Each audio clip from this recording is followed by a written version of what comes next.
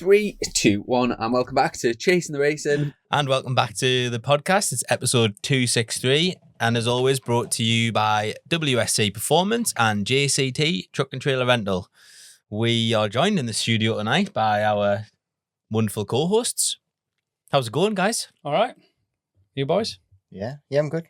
Sorry, I was a bit slack on that. I didn't know. Well, to be fair, we're all talked out because we've been sat here for 45 minutes talking absolute and utter. It's a good BS. job we don't record the shit that comes out of our mouths before the little red button gets pressed. Well, Grace would have a lot to do, wouldn't she? You wouldn't have a lot to listen to, but Grace would have a lot of work to do. That's very true. Yeah. Absolutely. Well, yeah, look, it's really good to see you all again. It's been...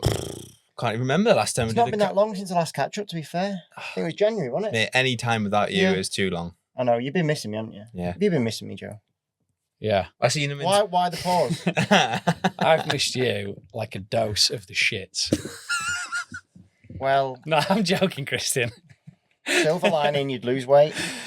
God. I did see him for about half an hour in not even that, in Spain. We arrived the day that he was finishing his test, and got to say, he looked absolutely shit. You actually just in himself or riding? No, I said that. I didn't say that to him. I didn't Literally, the first thing he said to me was pretty much how shit I look into turn one at Andalusia. Pretty much. But I didn't mean it like that. But I'm actually not even like paraphrased. That is literally what you said. Word for word. When he walked away, the lads were like, could you not have phrased that better? I was like, well, yeah. Hello, mate. How are you? That was shite. I don't think there was a hello, mate. How are you? Yeah, it was. There was.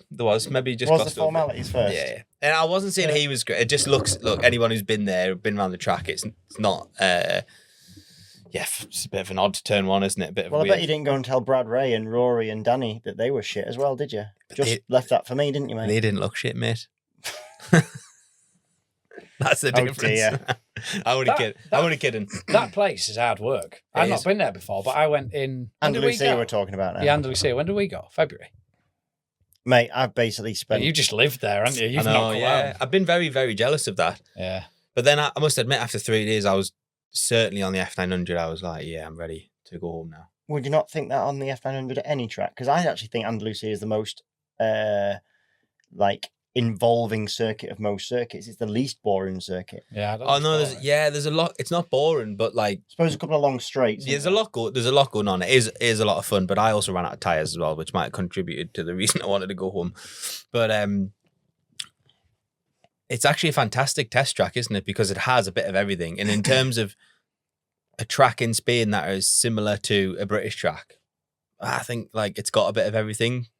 It's not super wide either, is it? Well, I think it's good because it's got a bit of everything. Yeah, and it's just been took over, so the talk is they're going to resurface it and put in some actual gravel traps. What, rather than quarry? I never looked at. You're better off if any track in Spain other than Jerez and Barcelona and whatever. You're better off not even looking where you're going to crash because I didn't look. But I think they're going to, basically, long and short of it, they're going to spend a ruck of money on it, I think, because it's just been bought out. Well, I hope they don't change the chef, because the cafe is unbelievable. I mean, it's basic, but the food is elite. Well, it's unbelievable. It's like your Spanish mum cooking for you, isn't it? It's just decent, home-cooked food, isn't it? Yeah, I loved it. I just like ham and cheese, chips, delightful. You'd said to me when we were on the flight over, you'd said, don't even, because I've not been before, so no idea where I was going, and you said, just write the first day off. Didn't you? Yeah. You just write the first day off. I think that is accurate. I actually just need to give a little shout out to Slick Moto Events. Lee and Carla, they helped me out with getting that, going over there and doing that. And they've just sort of set up the track day company a couple of years ago. Run a mega event. I can't do admin, and they just dealt with everything. Yeah. All these carne bollocks. My head's gone with it all. Do they run alongside other events then? Yeah. Is that how that kind of works? Yeah, but they just do Euro stuff. So yeah, brilliant. They go Aragon, Jerez, Valencia, Brno. Yeah. Just you look at the list of where Slick are going, it's like, fucking hell. Do you know something?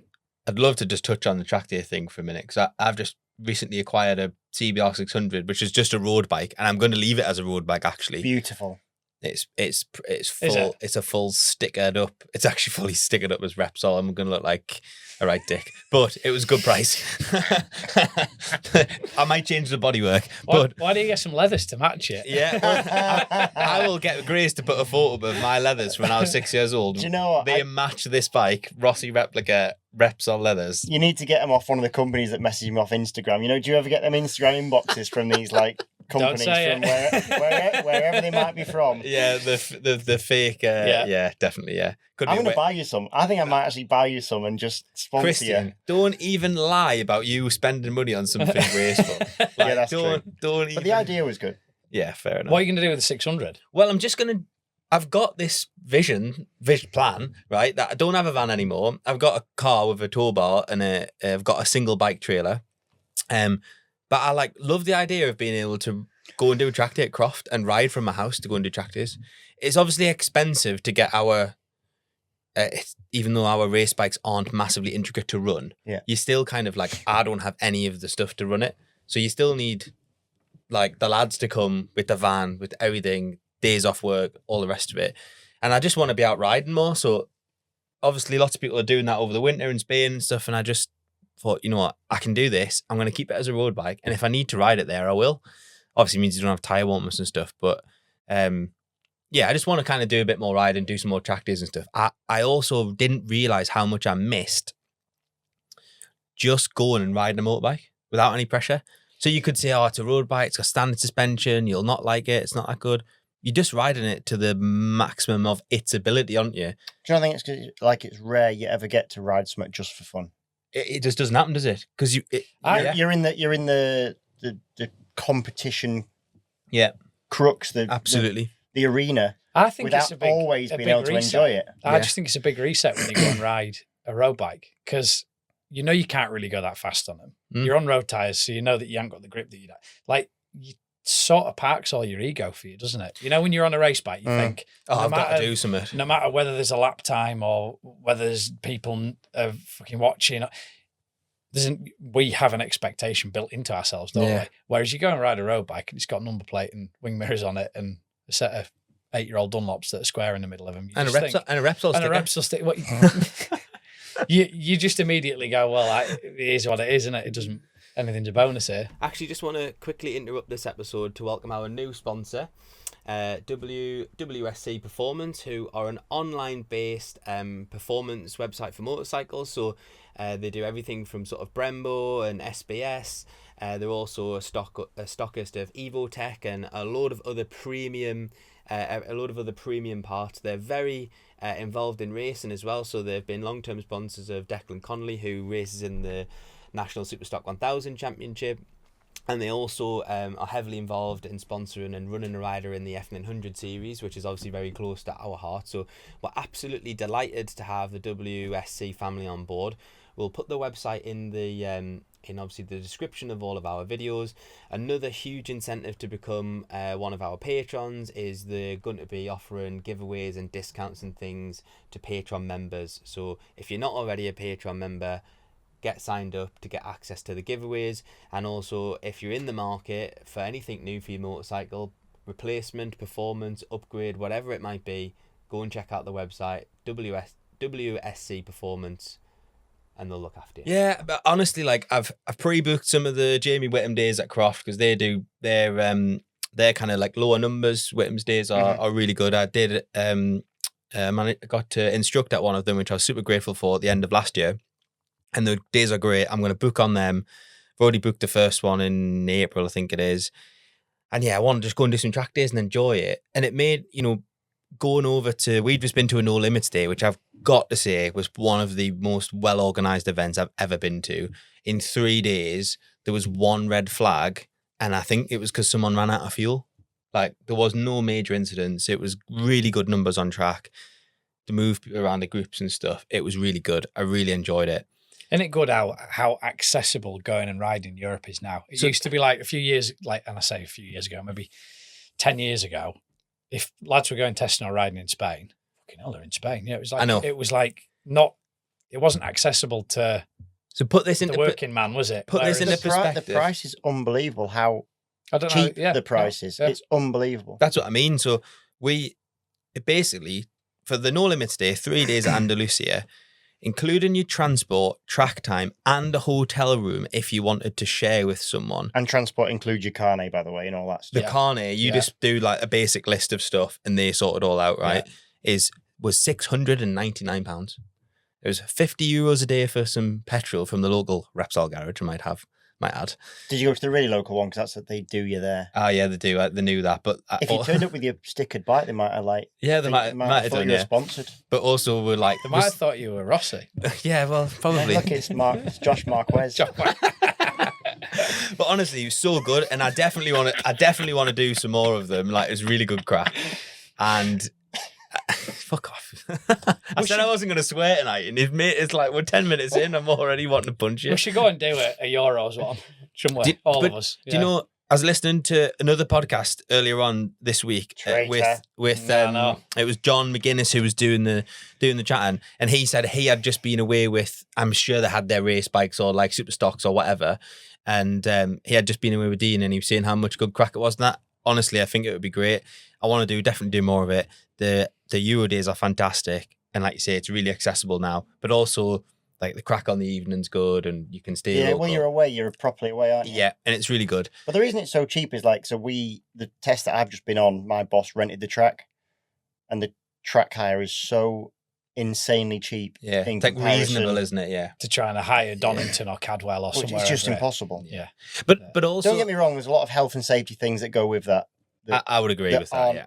Added on. The number of marshals What, in Spain? in Spain, it's very not the same. Very It's not, Spanish. it's not the same. yeah. I got friendly with the guy out in Spain that basically signed me on, did the briefing, cooked me lunch, Drove the Changed me the tyres. recovery car. picked me up on the van of shame. You know, like it's the same guy. I'm like, oh, it's you again. Yeah. But like this, He just circulates Marshall posts. Yeah, he does. Yeah. yeah. But I don't think, yes, we're saying the Euro track days are amazing. They're such a good experience for people who want to go and ride like essentially Grand Prix tracks, because it's possible to do that.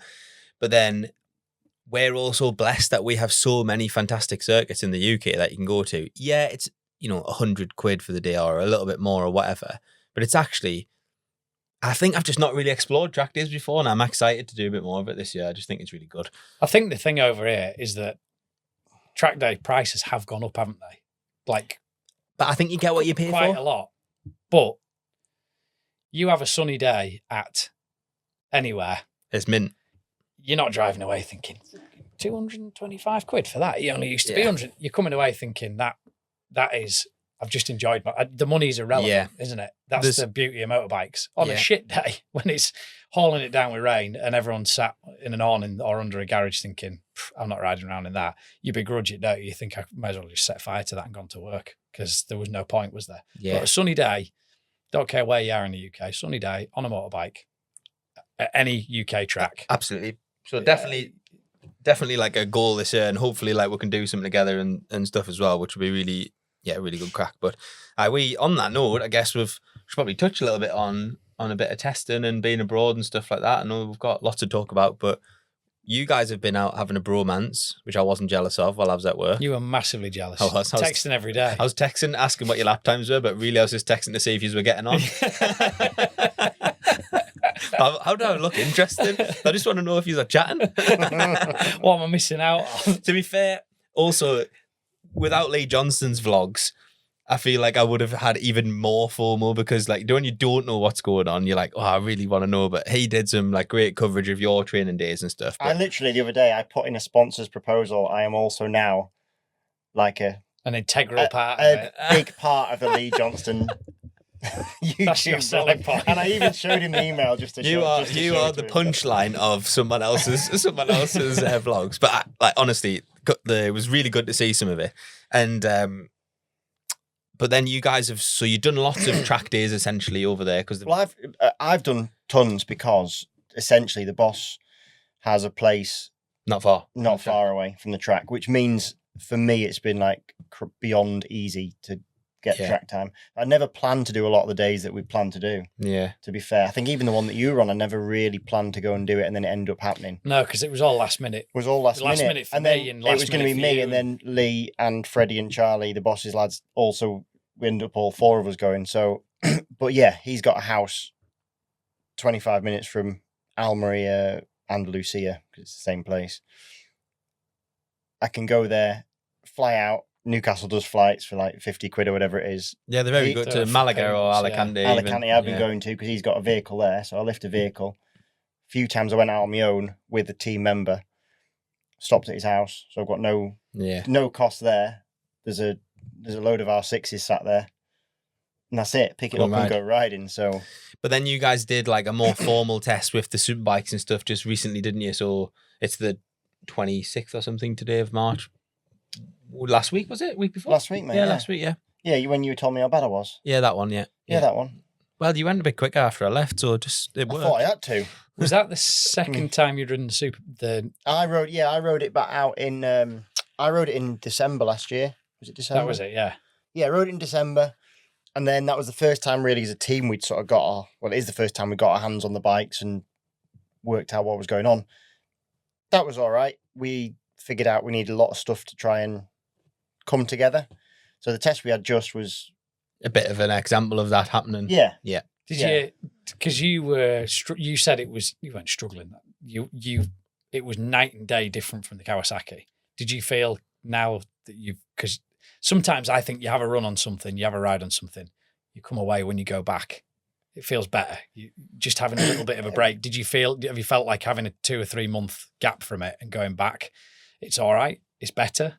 You're more comfortable. It was a funny one really because the test in December was didn't go as I'd hoped. Is the honest truth of it, and I had my head up my arse because of it, and that tainted it a bit for me really.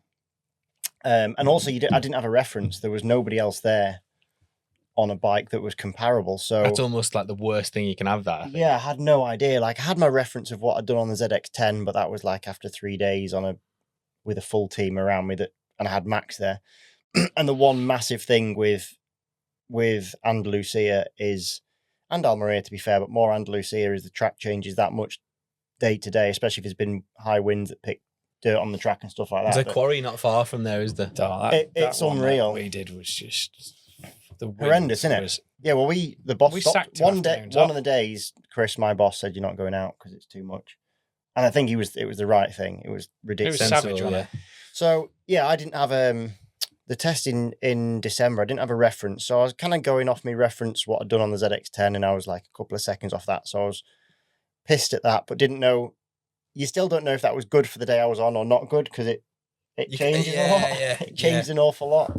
So yeah, the one that we've just had was really, really positive, like really good. The things that we've put in place to try and make steps where there was gaps or like, yeah, anything like that. The way we worked as a team was really good. It was the first time that Freddie and Lee were on their Triumphs because they've been riding just R6s and stuff. The first time Charlie, the young lad, was on his brand new 660.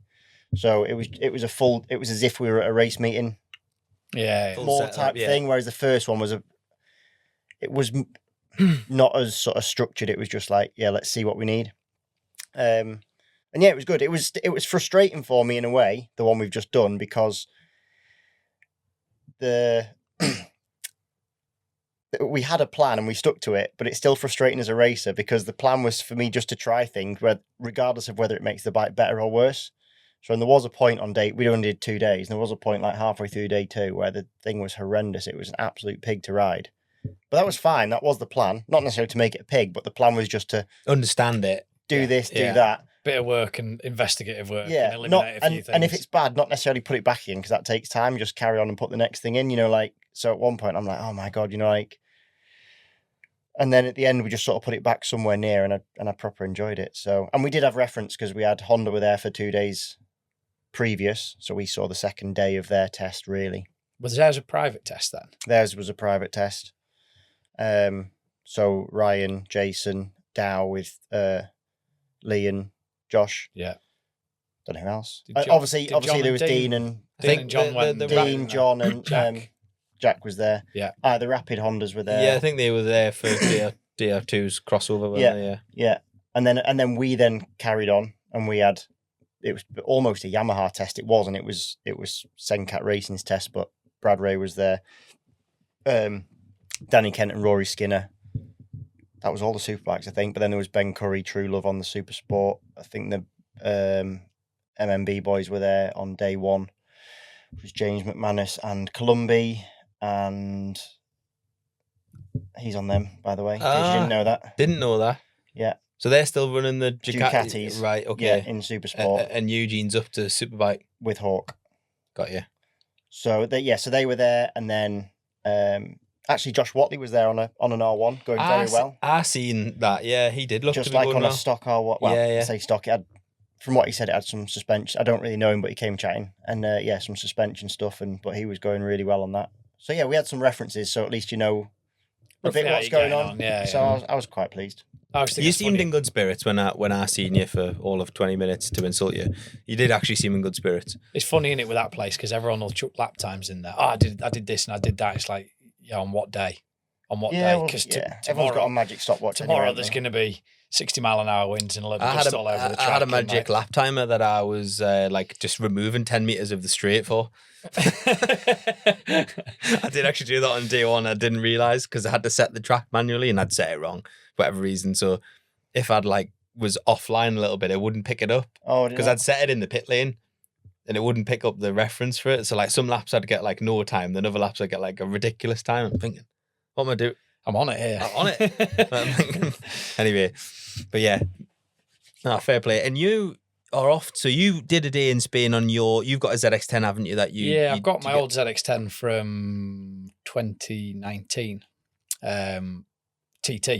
Right, okay. And we lent it to someone and it didn't get tracked all that well. And so I've spent a lot of money and it's got a brand new engine in it and you've got it back running. Right as rain now. It's fully refreshed. I'm going to sell it, to be honest with you, because I know it's right now. I would hate to sell something that wasn't. So, but yeah, I just thought, you know what, I'll go and give it a run out. It sort of came about kind of last minute with Slick. I've started doing a little bit with them with myself and a guy called Andy Monaghan, who has a company called Kipax. He's you guys for tyre warmers for the what's the orange and black? Thermal Technologies.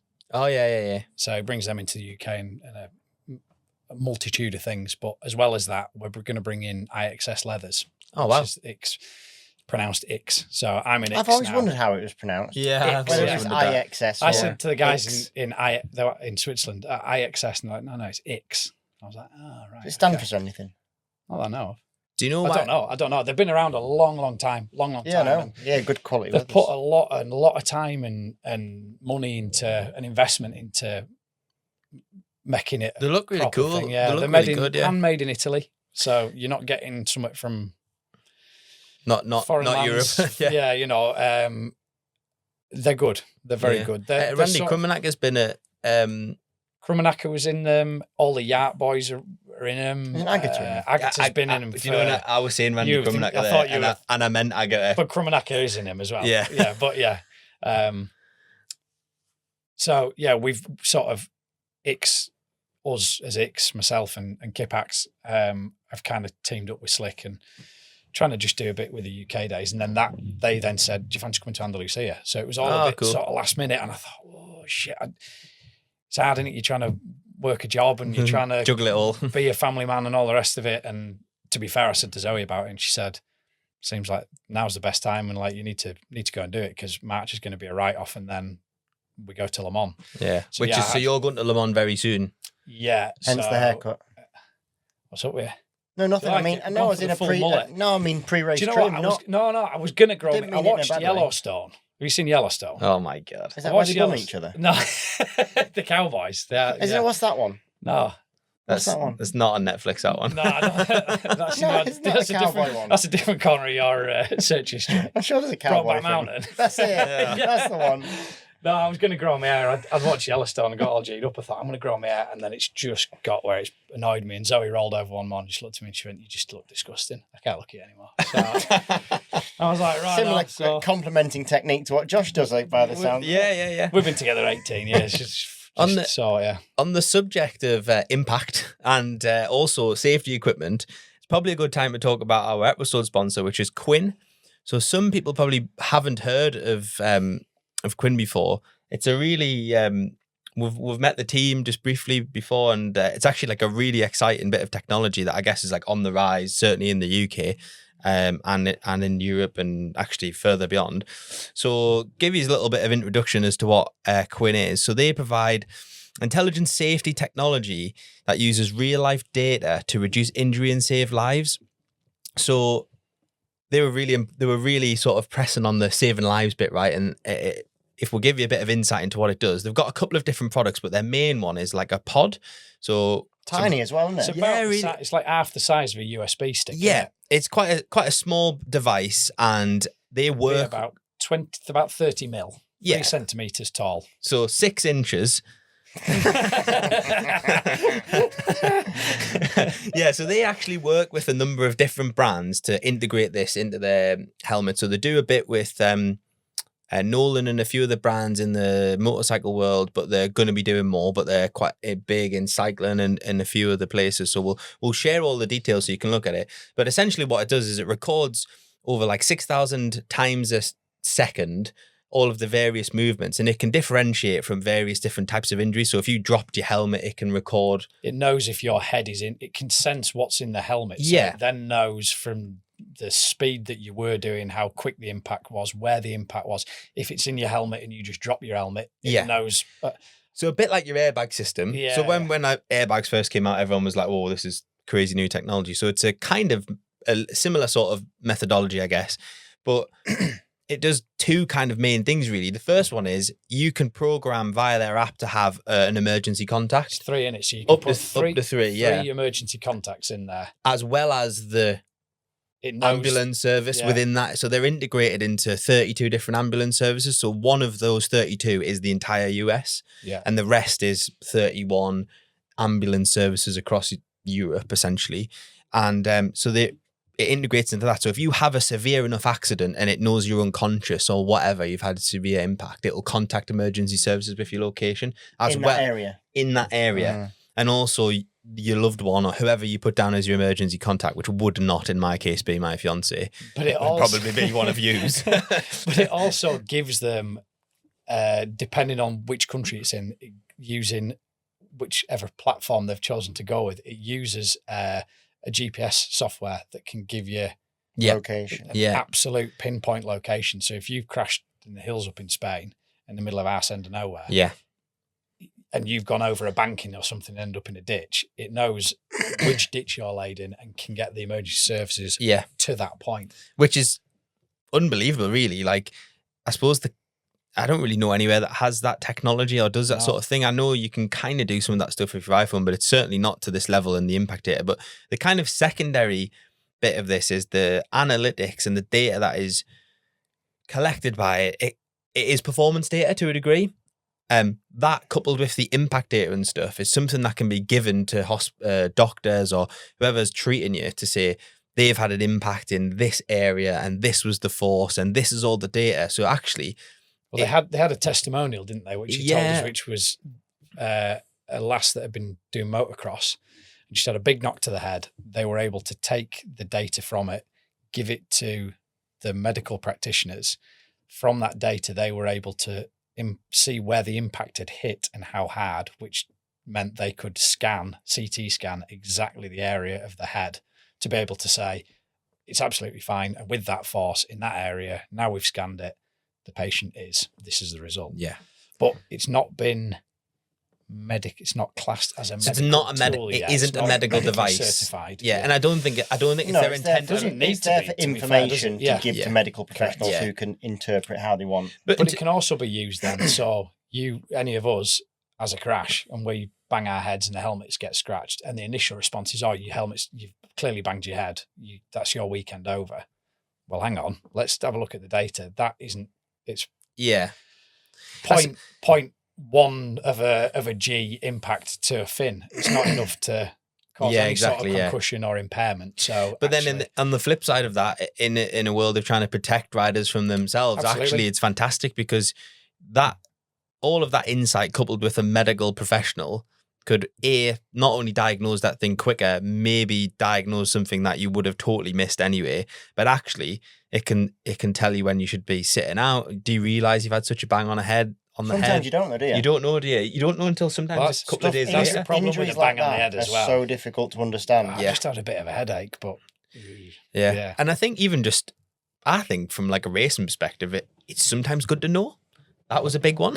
yeah. Or like, how did that happen? Or like, I think all of that sort of stuff, the applications of it are huge, I guess, and they're only just kind of scratching the surface with some of it. So they have got some other products, which we'll probably talk about in future episodes. They've got an app and they've got a tag as well.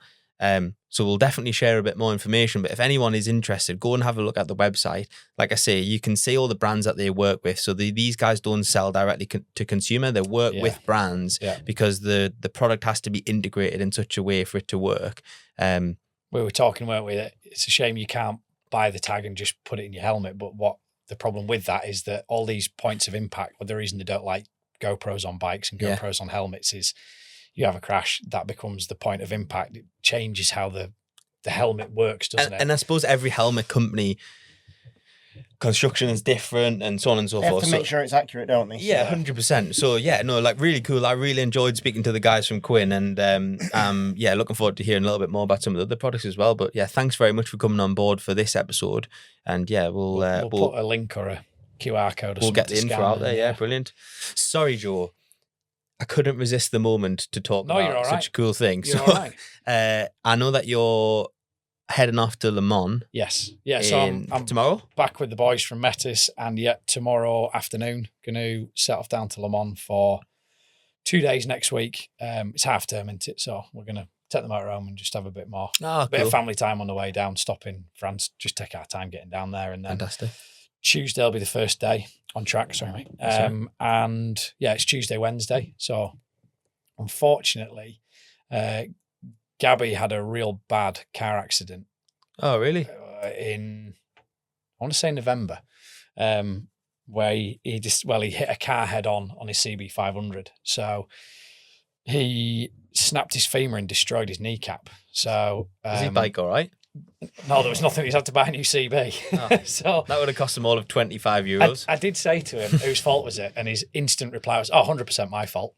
Absolutely, yeah, my fault. I was on the wrong side of the road doing a wheelie. I couldn't wheelie a CB500, probably not anyway. But so we've sort of lost. I don't want to say the strongest member of the team because I think we're all pretty even, in our little team. Luckily, Ludo's come back on board again and agreed to ride because he enjoyed the Ball d'Or. But a big contributor to your effort is now huge. Yeah, it's a big hit. I mean, so we've got the guy who joined us as the fourth man for the Ball d'Or, Clement, who's a lovely lad, fits in perfectly with us guys. And to be fair, he wasn't far off, and I don't think he will be far off. But that's the weird thing about endurance. You kind of get so. You take when you've been with a team I've been with them 3 years now, and Gabby's one of my best mates. I speak to him every week, and Ludo's. I'm close to Ludo. We maybe don't speak quite as much, but we'll have a phone call and just talk away for an hour, and the time's gone. And it's like, oh shit! So, I'm close to these boys, and you kind of change that in a group, and you could see it a little bit on a bigger scale, I guess, with sort of how Jason had to adjust going into Yacht last year. You had Marvin Fritz and Canepa and the other one. Come on. Carol Haneke. Yeah. What? Did I say Haneke? Fritz. No, you said Fritz Canepa and Haneke. Sorry. And walk into a bar. Yeah. and Canepa retired, and then Jason took over. It's hard. It's hard. I can imagine it was a weird thing for Jason because they've been such a tight group. And then Robbie Mullenhauser was the fourth guy. Their little four do it the same. Etienne Masson and Greg Black and Dan Linfoot. Them boys have become like a little tight group. And when it works, it just works. So for us not having Gabby is just a bit weird. So I don't think he rode a supermoto last week for the first time, but he's just struggling with the knee. Massively struggling with his knee, so you're not going to be able to take on an event like 24 hours. No, and he said to do 9 stints is just not achievable. So we're gonna go with the three of us. I'm hoping he's going to come and just, even if he just tries to do 2 or 3 laps just to see, because the team have been working real hard over the winter to try. And can you run just 3 people? You don't need a fourth. You don't need that other person.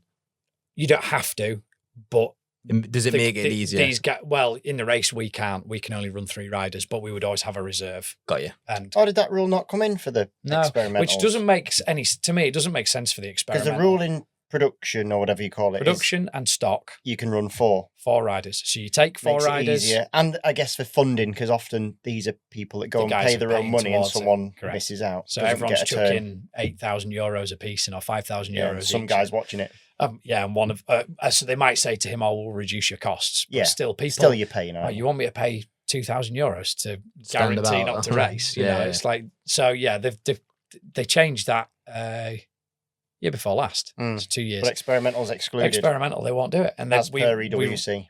Yes, it's a Superbike EWC, which is a Superbike. They're the same. They can only run 3. So you'll have a reserve there if needed, but you don't race with them. We don't know yet. I don't know whether we will or we won't. We're going to have another guy coming to the test if Gabby can't ride. So there'll potentially be 5 of us at the test. Yeah.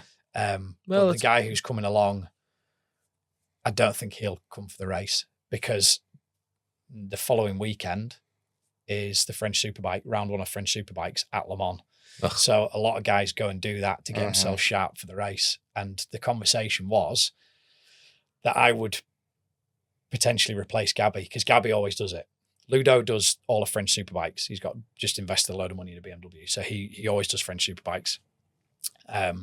So he can't ride the Metis at the Le Mans round straight after the test. So he goes and does his own thing on his BMW. He does the test with Metis because it's an EWC test. So you ride the Metis ride in the French Superbike Championship as well? Only the Le Mans one is like a warm up to the 24 hour. Right, got you. So, but you don't, right, this is all making sense now. Sorry, yeah. And then Gabby always does it because he's been with the team so long, they can sort of just get the bike dialed in a little bit better and be more confident. So they always do that. And it's good for the sponsors as well. They always have the sponsors along and it's a local round to them. They're based in Le Mans.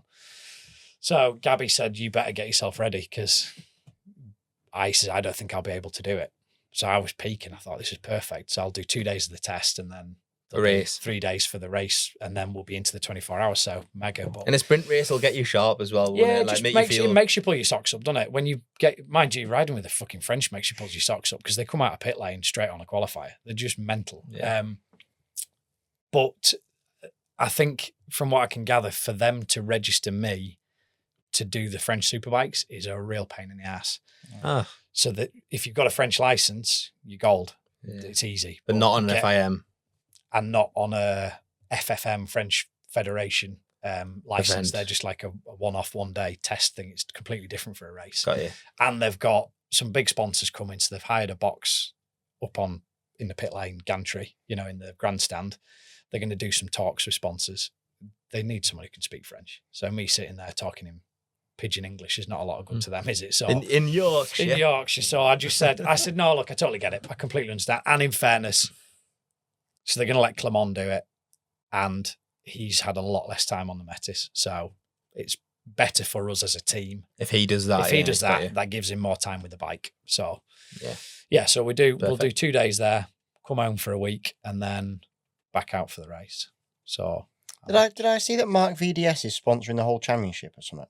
I don't know. Are they? Yeah. Are they? I thought I'd seen that. That's that Stella money, isn't it? It's not Stella money. No, it's not Stella. It's not Stella. Heineken or... Yeah, we looked into it, didn't we? I can't remember. He's not short of £1 anyway. No, definitely not. No. I love that he's involved in all these different championships and cars as well. It's cool. Yeah. The World Superbike effort looked mega. MotoGP is cool. To be honest, I think his World Endurance team's going to be strong Who's as well. He got this year? Oh, yes, of course. They've got World Endurance team, yeah. He's got Depunier. I want to say he's got... He had Florian Marino last year. Yeah, and this year. He had, and Jeremy Guarnoni. Guarnoni, yeah. Yeah, I'm pretty sure he's got Guarnoni. Because Van der Mark's full-time in EWC now, isn't he, for BMW? Yeah. I thought he was just a test rider. No, he's full-time. Him and Reiterberger and... Don't know. I think that's a cool job. The other Florian, isn't it? No, it's not. It's Stephen Odendahl. They keep him. Yeah, they kept... I'm pretty sure they kept Odendahl. I tell you who else is full-time in EWC next year, John McPhee. Yeah, I saw him at Almeria, actually. Oh, did you? Yeah, I was over at Andalusia doing a track day and Honda had booked out. Is he in the same team as Westy? No. Different team. He didn't get the FCC TSR ride. Yeah. So he got he's in like the big factory official, Honda team. I thought that was the case, but then I wasn't I also seen a video of Westy, and I thought, oh, them bikes the same. Westy's got sorry. Westy's got a ride, good though. ride this Yeah, he's got year. a good ride. He was with And he's got a was full-time seat, hasn't he? He's going to be in the main. He's going to be in the races. he more. was last year in stock on the Yamaha. Yeah. Right. So Westy's been in that paddock for a while. He was with the Vilteus Igol squad, Which they folded. and then they went World Superbikes with Anna Carrasco, didn't they? That basically was the team. Oh, is that team? Yeah, Is it sort of all got dissolved into that. Oh, I see. Yeah, and then he went with a Yamaha team last year that was not as good as what Westy is. Yeah. That's the best, a decent Got team, you. but Westy deserves to be on better, to be honest with you. But he's with a good stock team now, Rack 41. So he's got Kevin Manfredi and two other lads. I can't think the names don't spring to mind, but it's a good team. It's a good super stock team. It's just a different discipline that EWC, isn't it? It's just a totally different thing. I think it would be such a cool Is Sylvan the other one I'm going to cool job. I don't know what's happened to Sylvan. I don't know. Nothing's been sort of sung about with it. No idea. No, I just thought. no, I don't know. I'm not entirely sure because I seen him interviewing on and presenting MotoGP at the weekend, and I immediately thought, I You're haven't right, sort I'm of right, yeah. seen any announcement about where you are or aren't this year. He's running a marathon and all that. He's doing the London Yeah, Marathon. Yeah, do you know no, what? that's We pretty need cool, to. that. Unbelievable. Let's yeah. plug that 'cause that's If- amazing. So for those of you that don't know, last year Sylvan Gintoli and his family lost their little lad Luca to cancer, which was absolutely horrific, Yeah. and makes you question how the world works, doesn't it? But yeah, this year he's going to run London Marathon in a pair of leathers. Yeah. The leathers are trick out. RST have done him the full Sonic the Hedgehog, which was Yeah. Luca's favourite. And yeah, he's gonna run the marathon too. We need to find the exact charity actually. And Yeah, we'll get Grace there's to been a put few different charity sort of activities going on and fundraising, which I would absolutely love to support. So we'll find out what is the right one, and we'll get it on. We'll get it in the Yeah. description. But yeah, like anybody who's obviously it goes without saying, so tragic. Anyone that wants to support it, I'm sure it'd be greatly, greatly appreciated. And yeah, best of luck to Sylvan as well. That is not an easy task what you're about to do. So Nah. fair play. Yeah, fair Tell you play what, to there'll be there won't be a dry eye in the house there, will they? Yeah, it's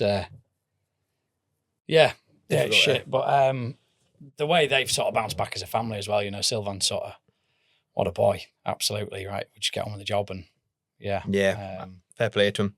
So yeah, that's my plan anyway for this year and or for the coming weeks. So just stuff. praying for a dry race. Yeah. Just please be dry. Please be dry. Well, maybe we need to do a bit of coverage of it because it's honestly. Do you know what? I'm shit with social media. I'm just garbage. I just think, who cares what I'm doing? You know when Yeah, but the amount of times I'll go and take a picture of something, I think, oh, do I put that on Instagram? And then I think, no one cares. Like, no one cares what I'm doing. Or there'll just be some asshole like some. I actually think I'm like a big advocate of it, so I'm not very good at it, but I think that a good rule of thumb for social media is you should put something on that you want to see or that you are interested in, because there'll be others that think that as well. And when Is that why you normally video my arse on cycling? it's because you're the most unsociable git known to man, He right? said it's because of what you want to see. You put videos up on my backside. No, that's why your backside's always on there, because you're never anywhere near any. Is it because you're always behind? We it? used to do 'Cause you this can't thing on a keep up? Saturday, right? Well, there is this, right?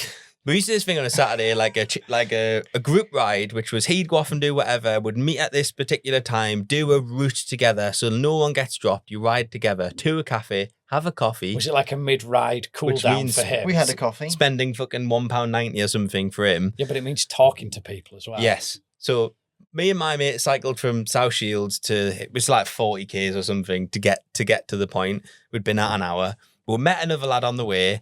I'd sent location so he knew where we He was were. late. We were late, yeah. I was not happy. So you were going to have to talk to people, and when they didn't turn up, you still weren't Yeah. happy that they hadn't. So Very extra- we were cycling up a hill for anyone that knows the area towards heading on the wall. And I thought he's going to come down here in a minute. Like, he's not going to be waiting at the meeting point because he's going to be tracking and he's going to know we're here. And he come flying down the other way, like, and you can tell he's getting old, right? Because he had tights on, which I don't think I've ever seen. I've never got old knees. He's getting old, right? I've He's gotta had keep the arthritis long trousers on, right, for his cycling. He was in such a foul mood, right, that by the time we'd got the next 5Ks, I was thinking, I'm not going to make it home if I ride round at this pace with you. And my mate Glenn, who knows Christian a little bit, but not that well, was like, what did you say to him? And have you upset him? Because he just naffed off at the front. And then when we got to the cafe, he's totally fine. Glenn was like, nothing wrong with him. Then I was like, nah, that's just how he is, mate. I was like, that's him on a good day. It's like when we first used to do this, right? He used to just get up and leave the cafe. Yeah, and never... What, do people just go. see you riding past Yeah. the window? He's got, right, lads, I'm gone. Bye. And then you're gone. Anyway, that's Because if why... I wait for them, I know they're going to want to ride with me. So I just, Then they'll have to talk to you. I just get my kit on while they're not looking and go. But yeah, anyway, sorry, digress. But yeah, that's why. But social media, I think, good rule of thumb, you shouldn't care what anybody else thinks, put it on. But we should definitely do a bit more with EWC. I really good. love the series, but don't know anything really about it. But I think it's just a total different The exposure is mindset. definitely getting bigger and bigger. Definitely It's getting better. Popularity The of the job is exposure's growing, getting yeah. massive. Let's I get think- getting some good riders as well as I was that. going to Fantastic say, riders. I think... Do you know what I almost? Do you know what I think is a shame? Right, there's that many good riders, but they don't ride together. I know that's completely daft, and that's not the point. But if you Globally, you had you mean? if you had them all in the same put them all in one team, like Yeah. group, if in one outing, because they're never in the same qualifying session or they're never in the same out on track. Because in, let's say, BMW, Yart, Suzuki, blah blah. So it's Honda. So that's straight away you've got 12 riders that are absolutely insanely talented. Yeah. But you only see 4 of them at a time. I almost wish. There was was like 4 bikes. I wish there was an EWC sprint where all of them go out at the same time or something. It'd just be Yeah. mayhem, wouldn't it? Well, because the grid would be 60 riders of Ex-MotoGP. unbelievable talent. Could you imagine if your stints were sprints so that Yeah, that but makes they are, sense? though, in a Yeah, way. but imagine if it was just like 10 laps, 10 laps, 10 Yeah. laps, 10 laps. No, instead it's 30 laps and they are pushing like Yeah. it's a qualifying lap. Do you know, this is sort of like a little bit of a frustration that I've had with the Metis guys, because a few years ago, they've got some footage from, I want to say like 2017, 2018, and they were running the Suzuki engine. So it was the new generation of Suzuki as well. So the engine was strong. The bike, the engine was like competitive against the comparable year. Things, yeah. And they were at Le Mans, and I want to say they were running in about 7th or 8th overall. They were top 10 overall. Oh, wow. And they've got the video playing in the hospitality. And I'm sat looking at it thinking that is incredible that these guys have built that in a workshop themselves. And joke all that people want. And I know we poke a bit of, or you poke a bit of fun and we laugh it off. Under but- budget, could only afford one fork. Like I've just had to zap him under the table there because he started talking about having no forks. and all of that jazz. I get it, right? It's fine. But they were running in the top 10. I think sometimes they forget that that's not achievable now because you didn't have the names in it. Yeah. Oh, yeah, the levels. years I agree. 8 years ago, EWC was Ixon leathers, shark helmets, and all tricolores when you look through the fucking program. That's all the grid was made up of. Full French. It was all French. Everything was French with the odd Brit in there. Mm. Like, it wasn't what it is now. Now the job's moved along massively. And There's a Japanese team in this year full time, which is really good. there was last year. Oh, really? Were they in full time last Team year? were they? Etoile, yeah. So they're BMW But isn't it team. the other one as well? There's the one that Loris Baz is riding for as well. I think there's 2. Auto Ube.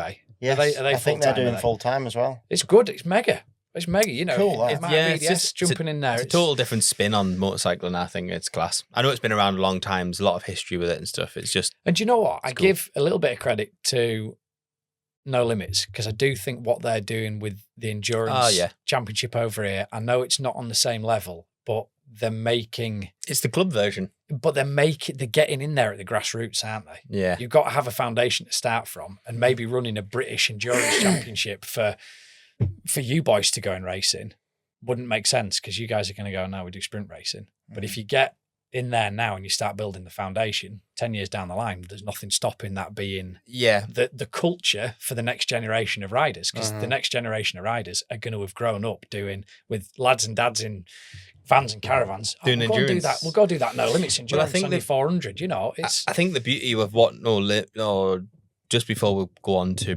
MotoGP, etc. I think what the beauty of No Limits have done is it's like a natural progression from a track day. Obviously, they're running track days. They've run this race series, and they've kind of made it like so that it's a step up, but there's a bit of crossover. It's really smart. The lines are slightly blurred, aren't they? Yeah, in a good way. Yeah, like it gives a bit of a different dynamic to club racing. It allows like the odd British Championship rider to come in and do something as well, which is pretty cool. I think I want to do a load of them this year for that reason. Yeah. Unfortunately, I wouldn't have to let me Repsol bike in. They probably would. Would I have to take my number plate off?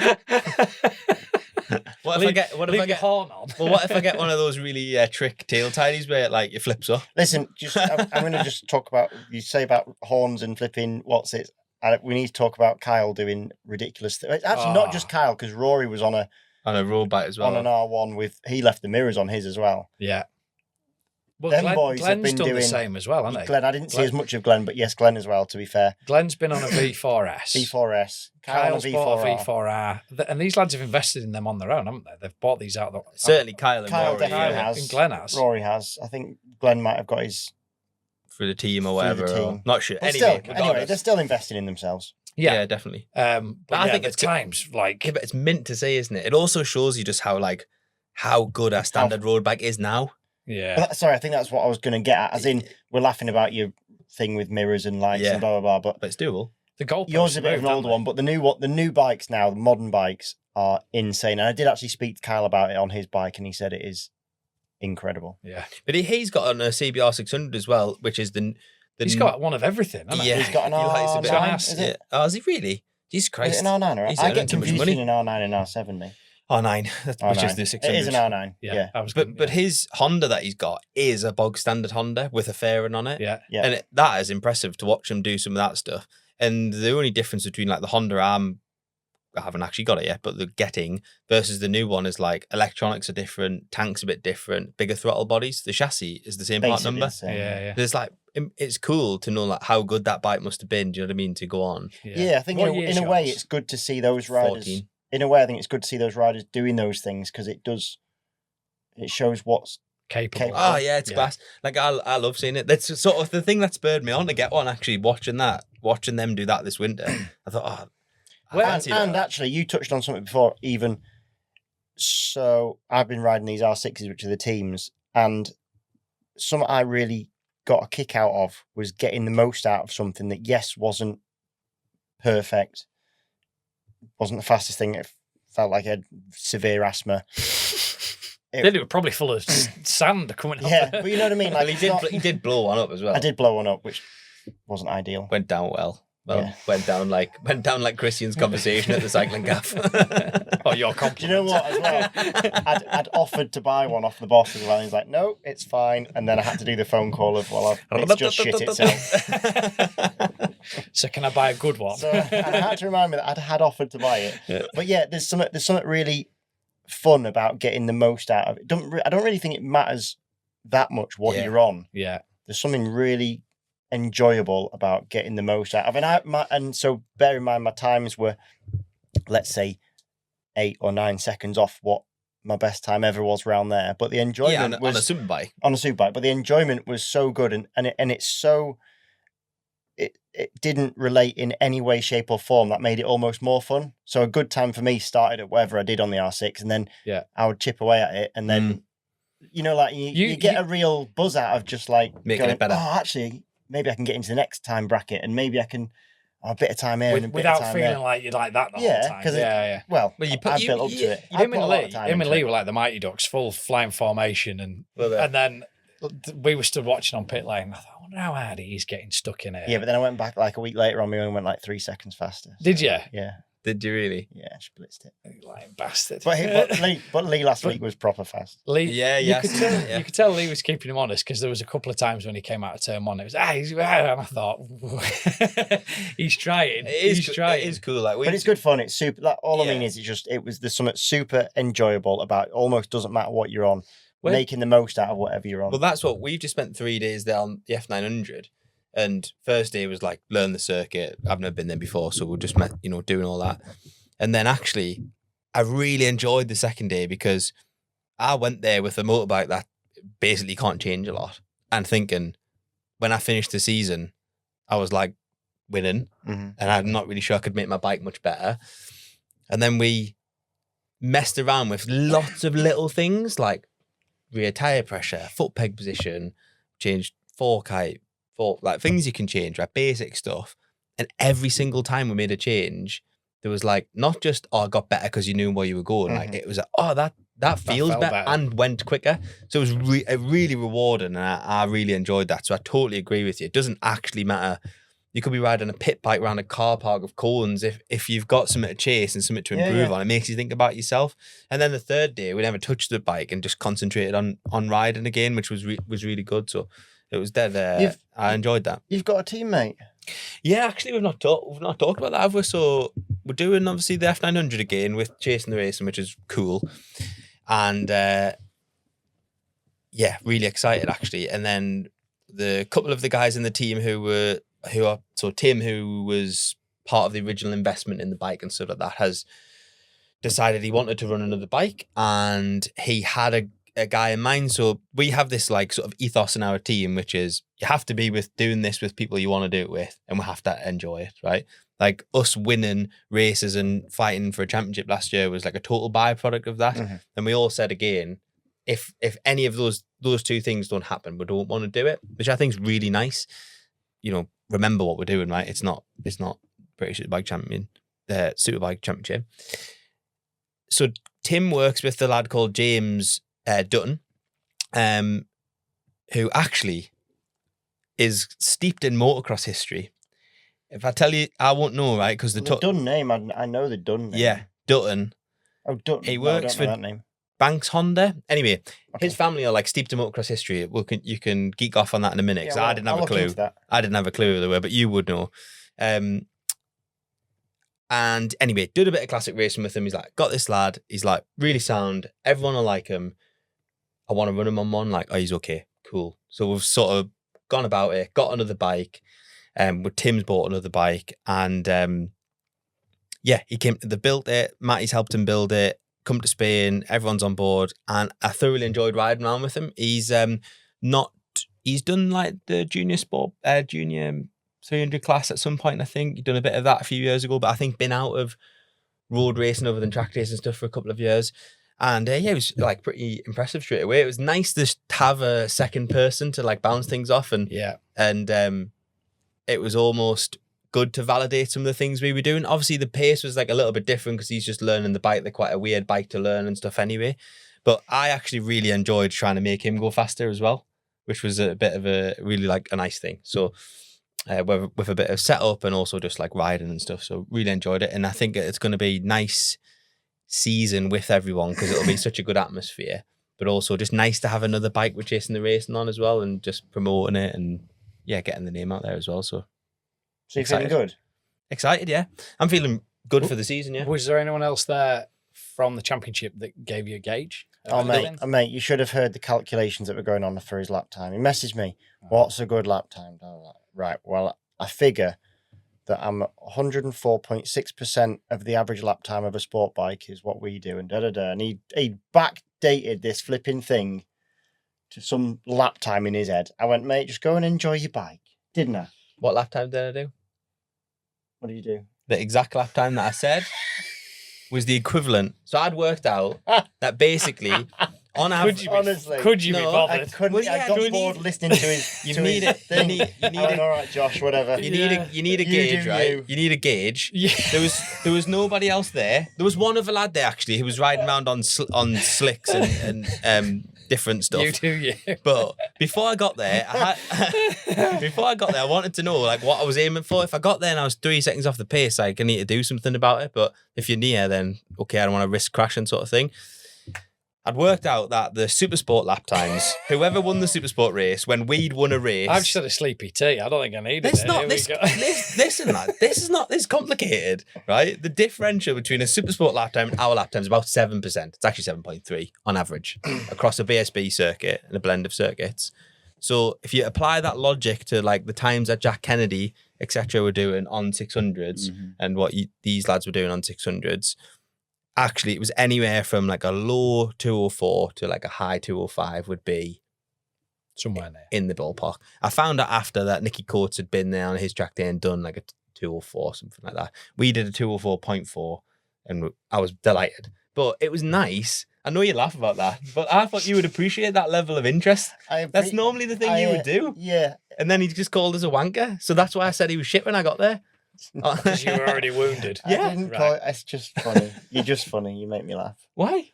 I don't know. Listen, the math worked and I did the lap time. So I think if you didn't know about your lap time ceiling, you might have gone faster. I don't think I could have. I'll get Grace to put a picture up of the tyre that we put the bike on the stillage with. Tyres there, by the way, don't it? It was completely I didn't ride on rear tyres. I did nearly 200 mile on one rear tyre because I just ran out of a tyres. single new tyre. I had everyone else's. I went with a set of knackered slicks from July last year that had like a tiny little wear mark left, and I just ran on shit. Well, you saw him, didn't you? You said they're absolutely just. We were so getting my lap times for me. But he is a princess. We were getting between 4 and 6 laps out of an SC0. Really, and I mean, like to the point, it's nothing's unrideable, but it's a waste of time riding on it. On your big bike. Yeah. And I get that because you're trying different stuff, but like. I know it's not for trying different stuff. It would just it would drop 3 seconds. Yeah, I get that. Yeah. Where do you boys sit on the latest craze of everyone having 600s on go-kart tracks? We did talk about that a little bit before. before. Yeah, we did on the last one, didn't we? Well, I'm going to take my Repsol Honda to Teesside. Yeah, because you can go there on a Tuesday night for like 20 quid. And so well, do you know what? Actually, this is quite a good lean into MotoGP. You could hire Jorge Lorenzo to detune you exactly the same way that he's detuned Maverick Vinales. You could, but also his dad's at it now as well. Have you seen Is he detuning people as well? Lorenzo's dad is teaching Lorenzo. Like the next Lorenzo. The next Lorenzo, I guess. In a wet car park. But yeah, it hasn't worked for him, that, has it? No. It just has not worked, has it? So it doesn't look like it. No. I mean, there's no lemons in that championship, but like Maverick is probably the worst of them at all at the minute. Yeah. Which is mad to see, isn't it? Do you know it's mad the psychology of that? How he has always been an enigma. He has an enigma. Yeah. On the topic of MotoGP, because we're obviously always going to get onto it, there's some bits to talk about the last round, Brazil, etc. One of the things I want to talk about about tracks. This MotoGP going to a road race, basically. It's not a road race. It's a street circuit. There's a difference. The Adelaide. You're talking about the fact that they've not renewed the contract. Liberty Media have not renewed their contract with Phillip Island and are now going to do Adelaide which is instead. The old F1 circuit, but current like V8 supercar circuit. They have, do they run that? They run a supercar like mad thing there. The track in principle looks great, and I've absolutely no doubt that it will be safe. Because like the riders wouldn't ride. No. Like just wouldn't do it. So it will be safe, I'm certain. How they're gonna do that is gonna be interesting to see. I think we spoke about this before, right? But do they have someone that walks around and go, yes, that's safe, or no, that's not safe? Or do they have a calculation of here's the data, at this point you will be doing 300 kilometers an hour, and therefore you need X runoff for. Well, I would say they've got that data. They must have that data. So I did a bit of work a few years ago with a company building racetracks, and they have the guy I was working with is a guy who designed the Halo in F1. Mm-hmm. And between him and the circuit design company, they had software that could calculate every potential trajectory and outcome. Theirs was more with cars. Mm-hmm. So, but because they have bike software that does exactly that. If somebody crashes here in this manner, this is the trajectory that person will take. Now, there's obviously always a risk of some freak accident like a Simoncelli that, you know. And the biggest risk usually actually is if someone stays on. Well, Because then they don't slow down and then... Yeah. But I'm more thinking, like, I'm not like Louis Salom was killed at Catalonia, and you would say, I mean, I've never ridden it, but it looks pretty safe. Yeah, Like, yeah. Oh, well, the risk's always going to be there. But it happens, you know what I mean? So I just wondered how they work out safe or not safe. That's all I mean. It'll go That's in all I software mean. and it'll give a basic. Yeah, it's got to be data-led, Someone hasn't crashing it? 300k, they're going to end up at that distance. But I saw all the, like, straight to the keyboard warriors and straight to the comments. And I can see why people are disappointed that they're not going back to Phillip Island, because it's Phillip Island. I would say it must have a big economical impact on that particular area. So that's sad. It's also sad because it's been such a constant in MotoGP. Yeah. I've never ridden there, so I'm not qualified to say this, but lots of top riders say how amazing it is to ride at I've Phillip ridden Island. it, it's mega. Yeah, it's So, like, amazing. It's phenomenal. that's- But to me, Spa is the best circuit in the world, followed by Phillip Island. I think it is incredible. So I think the whole concept of a street circuit could be amazing. Like, for our sport, it could be really cool, because could you imagine the possibilities it opens up for cities, and a bit like F1, I get it. It's all going that kind of direction. I get all of that. So one side of me is like, oh, this is unreal. This will be cool and exciting to see. I can't see how they're going to do it. They're going to do it, but I can't. yeah. But I think the image that we have of a street circuit, I don't see how it can look like a street circuit. Yeah, because they're not. I don't think it's not a street circuit. No, so that's it's been billed as that. That's everyone's gone up in arms. They can't go to Donington anymore because there isn't sufficient runoff at Donington for a MotoGP bike. Yeah, there's paddock and all, so there's loads of considerations with the circuits. But one of the main things is that it's not felt that it's safe for MotoGP bikes, for Grand Prix bikes. So when they're calling it a street circuit, it's not going to be a street circuit. Yeah, but it's again, like, it's a street circuit because it doesn't live there all the time. But when you talk about safety, it's not just the runoff, is it? It's the tarmac, it's all of the other things that they'll have to change and amend.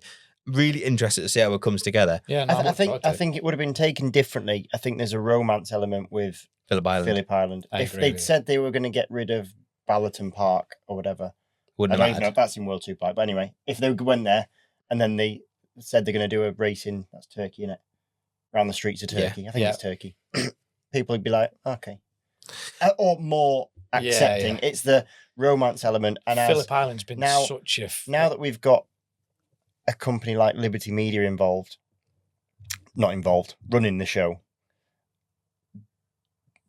they're clearly a profits-based thing, and they're looking at it from a different viewpoint, and they're not taking it from the romantic, old school motorcycling viewpoint. Yeah. And then for us that have been in the game a long time, you need to understand whether you want to maintain what's going on, but is it sustainable? Yeah. Because audience figures aren't fantastic, on-site figures aren't fantastic, and etc. Or they're certainly equal or staying. Although MotoGP's been pretty good, to be fair, but certainly BSB World Superbike is pretty flatline. Do we need a new school of audience that don't know about it yet? Don't know about motorbikes, and we need to take it to them and... Well, I think that is what's happening. We've discussed this before, haven't we, about Liberty Media and all that, and Liberty Media do absolutely consider themselves an entertainment business, not a sporting company. And I think, look, there'll be loads of positives, loads of negatives. You could argue there's like 3 Spanish Grand Prix, or there used to be. Yeah, there is 3 Spanish Grand Prix. Valencia, Jerez and Catalonia. Well, there's 4 then. And Aragon. Yeah. So there's 4. Yeah. So you could say, why don't you do 1 less Spanish round, have 2 in Australia? Like, you're flying there anyway. Yeah. Like, why would you not do it, right? Which is sad. But I'm excited in the same breath, because I think to everything you've just said. But there was an interview with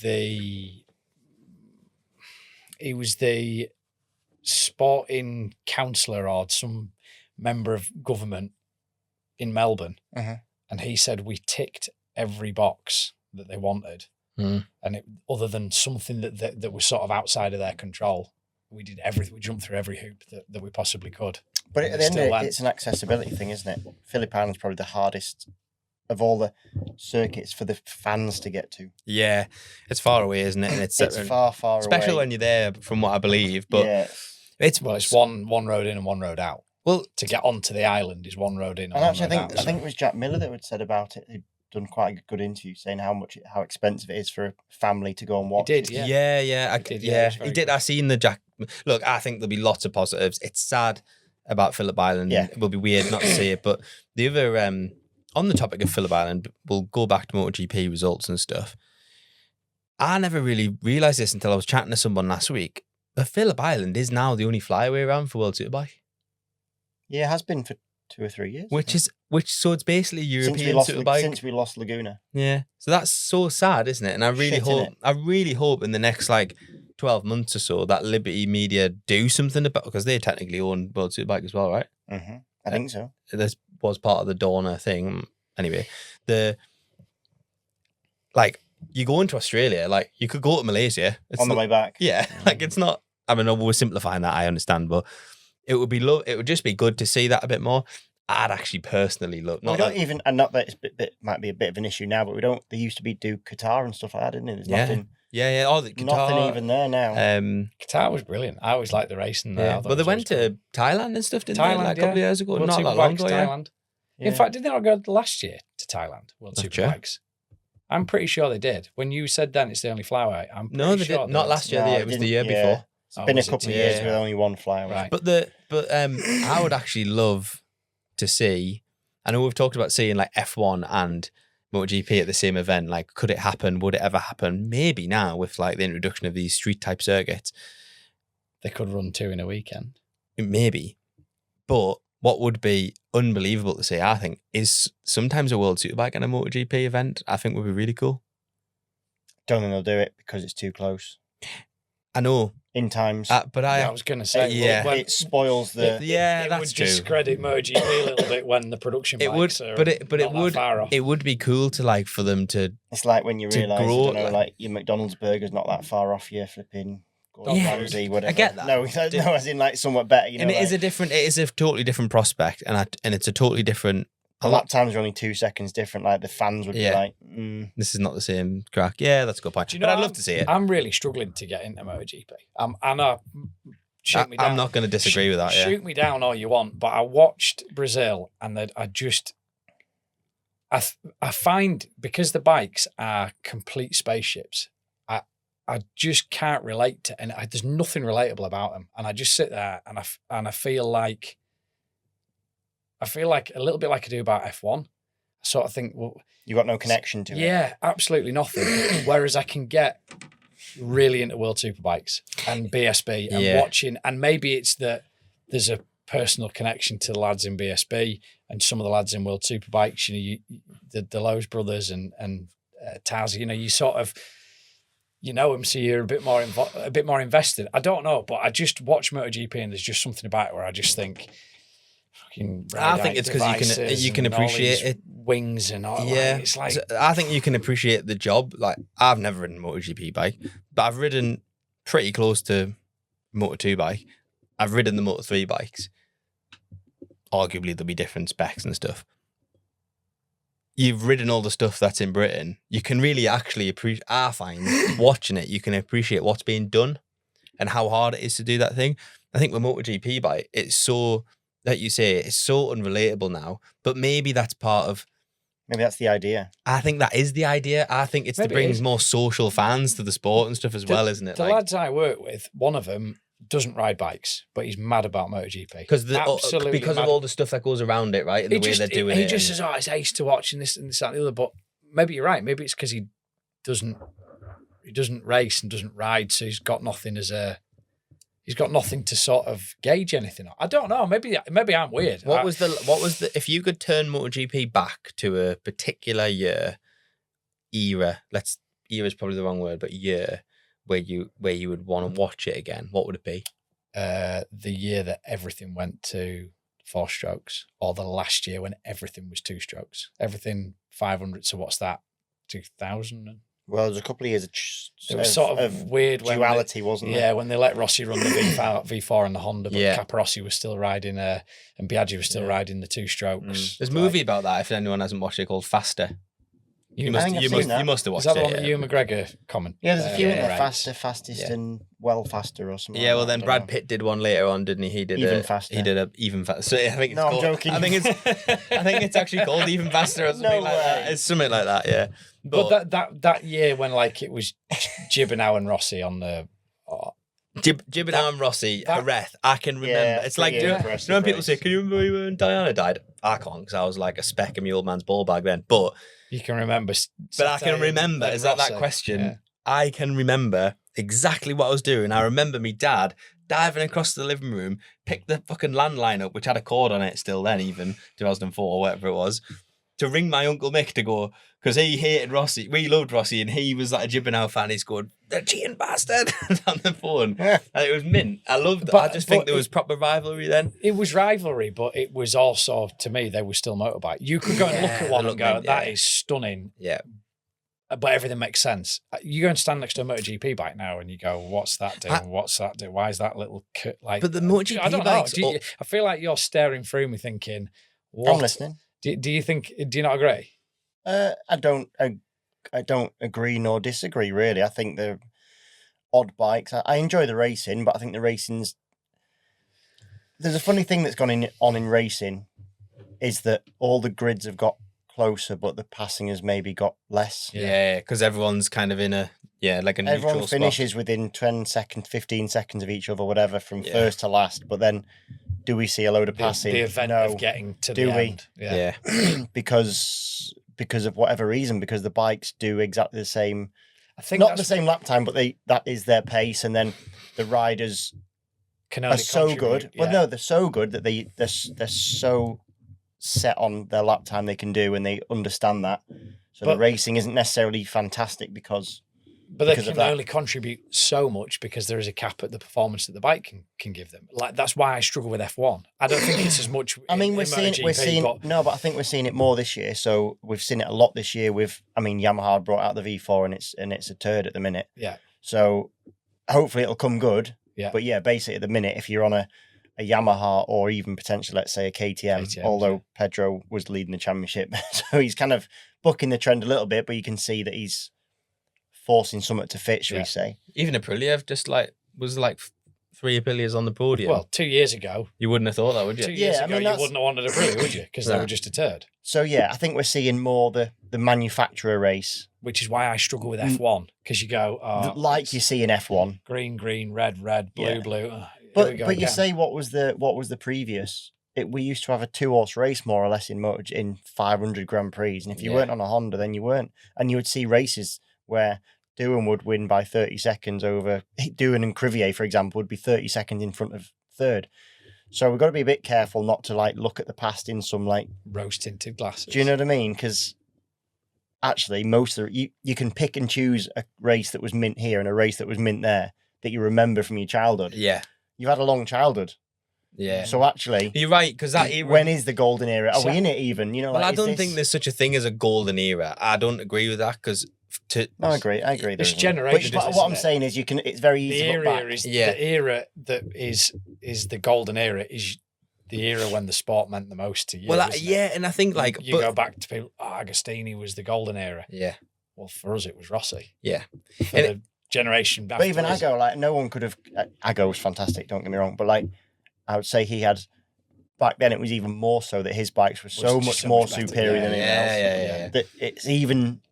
yeah. But yeah, I mean, I was watching the other day a clip of Kevin Schwantz at the Macau Grand Prix, He's and he's kind of Morgan them. wheeling Just wheeling around everywhere, enjoying as if he's himself, on a wasn't he? track day. You know, Yeah. that's not a race. Yeah. It looks cool on a YouTube video, and you go, "Oh, look at that!" But It's not shit yeah. racing. yeah. But even in motor, when the times I'm talking about, then it was Rossi and Gibbernow, and then Marco Blandry might show, or Edwards might show their face one weekend. There was big disparity, and the grids was a lot smaller as well in a lot of that time. We're as saying well. that about we're going on a tangent, but this is what we do, isn't it? Yeah.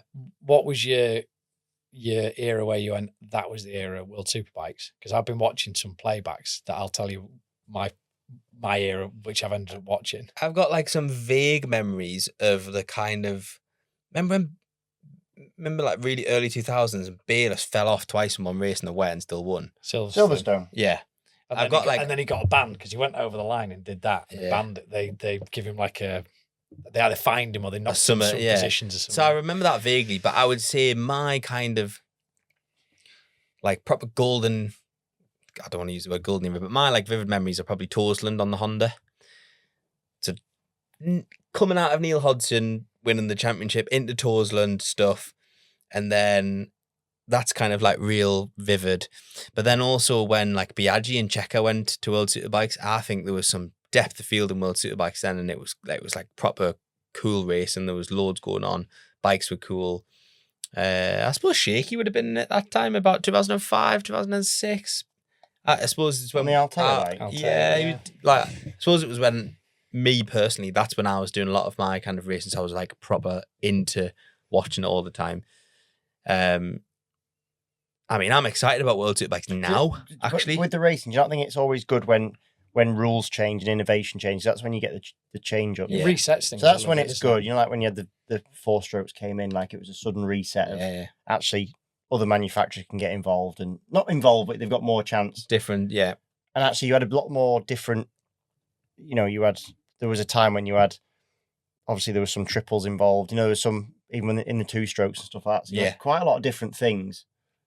That's when the racing can, and then that throws up at different events. It throws up bikes that are better and worse at different tracks. Whereas I think just at the minute you've got the big story, I guess, at the minute in MotoGP is Ducati domination appears to at the moment be over. Yeah, I mean, Bez has won, I think it's 4 on the bounce of main races, which goes back to last race of last year. And obviously we've seen the Aprilia, we've seen Jorge Martin, which is, by the way, fantastic to see him getting back to, I don't think he's still at full form, but getting back in such a short period of time after just an unbelievable run of injuries.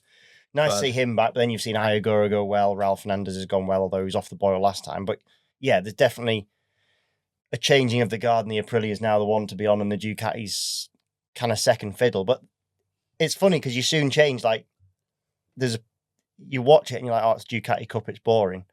And then you always want the underdog, and then the underdog, let's call it Aprilia for now, goes in front, and then you're like, oh, now I want flipping, come on, Honda, or come on, you know. Yeah. Honda are in a mess, aren't they? They look like they were making strides, really, and then they haven't really. I mean, Joan Mir just loves to fall over. I think it's his hobby. Like he just I don't honestly, think he's listening, so you're all right. Yeah, we lost a listener. If Joan Mir, please, lad, please keep listening, Joan. I look like you're fast, but just stop falling over. On the subject of, actually, before we do some World Superbike stuff, we've obviously talked a bit about the track change in Australia. Brazil, the delamination, the first Liberty Media big move in terms of circuits, and the thing felt a bit. I seen the picture of the sinkhole, and I thought it was AI. Like, it was so perfect and round and deep, and I thought that's not real. Like, that's bullshit. And then I had to go in and look at it because we were away, and then get some internet and have a look. And I was like, Jesus Christ! Like that's different, isn't it? Well, to start off, they'd had a lot of rain. I mean, I'd seen some, and I hate AI. I hate it because it makes you question everything, because some of it's so good, isn't it? Yeah. And there were some pictures of the track, and then some of them were real, but then there's some other ones that weren't real. But they'd had a load of rain. It was constantly like the track looked constantly half wet, half dry, didn't it? It didn't drain properly or whatever. It didn't drain properly, but it was also dirty. And as much as you sweep a track, the sweepers never get it out as good as the thing. So you saw loads of crashes, especially in the first pre-practice and stuff like that. So I think they had it against them. Yeah. The sinkhole, I mean, the track's not a new track. So you can't really say, oh, they've done. No. You know, that sinkhole, that bit of that start-finish straight has been there for however long. So it's kind of an unfortunate scenario that came. And they did turn it around quick. The track degrading appears that it was laid far too soon to the event. And it's not set. It hasn't set fully to then be able to take the strain of a MotoGP race. Michelin were pissed off, weren't they? Because they didn't explain why they'd shortened it. Michelin were very quick to put a statement out and say, by the way, it wasn't because of our tyres. Oh, did they? Yeah. Because of the track, yeah. Because that's the norm. You know, like race is shortened. Phillip It's Island normally they had to do it because it was too We've abrasive, got- wasn't yeah. it? Yeah. Track tyres aren't lasting and all, yeah. And actually, Liberty Media didn't really Big say that bit, too yeah. much about it. So Michelin were very quick to go. By the way, it weren't us, But they were struggling with the temperature, the track temperature as well, weren't they? were they? Yeah. Was it hot? Yeah. In Yeah. Brazil. Track was cool though. Yeah, it Good did look layout. cool. Short yeah. lap, Short, wasn't it? 1 minute Short lap, 15 or yeah. something. Well short, but like Yeah. a really cool layout. Yeah, it's cool. It's cool to see MotoGP going to different places as well. I like that. Like, I want to see more of it. But yeah, shame that it was difficult weekend for them. I like Moto. I'm a big fan. I am a fan of MotoGP. Yeah, you're like our MotoGP advocate. I don't dislike it. I'm just not as hard to explain. There's also so much coverage now as well. So people who've got real jobs, unlike this guy, like it's hard to watch the coverage sometimes. Like sometimes you have to watch the highlighted version. I've lost interest in Moto 2 because there's no Brits. Yeah, that's true. It's amazing if you haven't got skin in the game. Yeah, don't disagree But with then that. I Yeah. really enjoy now Moto 3 Because there's a couple of good because Brits. we've got Casey, young He's doing Irishman, really well. who's Yeah, doing yeah. fantastic. Then you've got Scott and, And Ogden, yeah, both doing really and well. Eddie O'Shea. So it's like They that's had good results at the weekend. Was Gorman 9th? Did I say? yeah. Scott had a really poor weekend and then Pulled out a result. he fell off, but they didn't show it and they red flagged it at exactly the same time. Ah, right, okay. So I don't know if he's all right or what, but they definitely red flagged it. I don't know if it's the timing. But Eddie O'Shea had like his best result or something. Well, he's point had total. 2/15th, I think, to start the year Yeah. off. So he's been in the points twice. I mean, he's got a super talented teammate now in Joel Kelso. So Yeah, like, it's dragging them on a bit. You think? it's a good marker? Probably more, I think, in that MLAV team. They've had such a run of injuries and stuff that probably for Eddie it'll be good if he can have a teammate that's there consistently. Yeah, Because he's different always people. had a different stable mate, and it's probably hard to find a rhythm with someone else and understand, are they fast, are they not fast? Should I be looking at what they're doing or should I not really be Yeah. looking at what they're doing? So yeah. And I like it. guess the other exciting thing that's happening this weekend is World Superbikes at Portimao. Johnny Ray back on a Honda. Excited. That retirement lasted all Well, this of is going 2 out minutes. after, innit? When is this going out, Grace? Next weekend. So Johnny Ray's just won after coming out of Honest to retirement. God, mate, I'd love to How see that. amazing would that be, eh? That would be amazing, wouldn't it? I think Did you Is it watch possible? it from Phillip Island, by the way? Just to recap. Obviously, Phillip we're Island. having this conversation, so this could be horrendous egg on face or anything, couldn't it? I mean, I'm not sure it's possible to win, but is it possible for him to get better results than he had on the Yamaha? Yeah. Yeah, that's definitely possible. Could- Do you think that the fact he's retired, that the pressure off thing? Yeah, could probably, be a yeah. factor, or do you think that Johnny's so good, he's been through so much that the pressure would never have affected him before anyway? I don't know. A lot of his content on social Not his media. first rodeo, is No, it? it's not. But a lot of his content at the end of the Yamaha thing was like, I'm just tired. And it wasn't all just about this is not working with Yamaha. It was a bit like, I'm kind of done. Yeah. So it was quite an honest, I don't think he's like retired to get out of a contract. Oh no, I think he's yeah. retired because he wants to retire, and then he's doing this job with Honda, and he's obviously doing a good job, and I think that's probably an exciting thing for him. But I'm so excited to see him back in the colours and racing, and just hopefully. It's also one of his best tracks. I felt sad for him crashing out of his last race, so I'm excited to see that he's going to get to do a race, and it might like change for his own thing, his perspective on it a little bit or something, make him feel a bit better. But I don't know.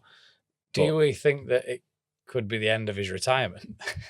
Well, it depends how well. Part of a bigger picture. Depends how well he goes there, but obviously he's standing in for You Jake. don't think? No. Yeah, I I think hesitated then. Well, I just don't think. One, I don't think it's possible. I don't think to put a team together for another rider or. Yeah, as much as he's the GOAT, I don't see any. unless he goes and clears off and wins and gives Buliger a portion, but I can't see that happening. But again, I think if he cleared off and give Bulliger a portion, I think that would It'd still be almost. very difficult. I think to that do. almost. I can't talk for him, but I think that might cement his. Mic drop. Yeah, mic drop. See you later. Johnny, almost more if cement you than listen to retirement. this afterwards, I really, really, really, really hope that you do what you say, what we're saying here. I'm banned off betting, but yeah, I'd like You're to put a banned bet off on it. betting? Yeah, I don't know why. Who banned you on betting? It stops me. I can't bet on motorbike racing. I can bet on anything else. Can't bet on motorbike racing. Oh, no way. Do you reckon they like looked that up? I'm kind of a big thing. I wouldn't. That's really That's interesting. true. I'm being serious. That's true. That is really Who says you interesting. can't do that? At the If I betting try and put a company bet won't on let now, them do it'll it. just say no, not happening. And then you're on the. I tried opening some other accounts with some other things, and they obviously talk to each other, don't they? And go And on. it said, no, you're not allowed to bet on motorbike. Oh, that's interesting. Didn't know that. So, Johnny back. Hopefully, he's won the race by the time this goes out. He's obviously covering for Jake Dixon, which I feel wholeheartedly sorry for Jake. Yeah, And gutted. we've talked about it before, Gutted. but yeah, really bad. It seems to be Did a he long even make it to the race weekend at Phillip Island? Did No. he crash in crashed in the testing? test. So yeah, So he done like his wrist, didn't he, Jake? yeah, but it Day seems two a on it. yeah, it seems like a bad one. He was in Australia for a while having an operation. I mean, it was a bad do for Honda because they had no full-time riders. Yeah. So instead, they had Nagashima and Because- because Chantra was also out, who's back for yeah, back.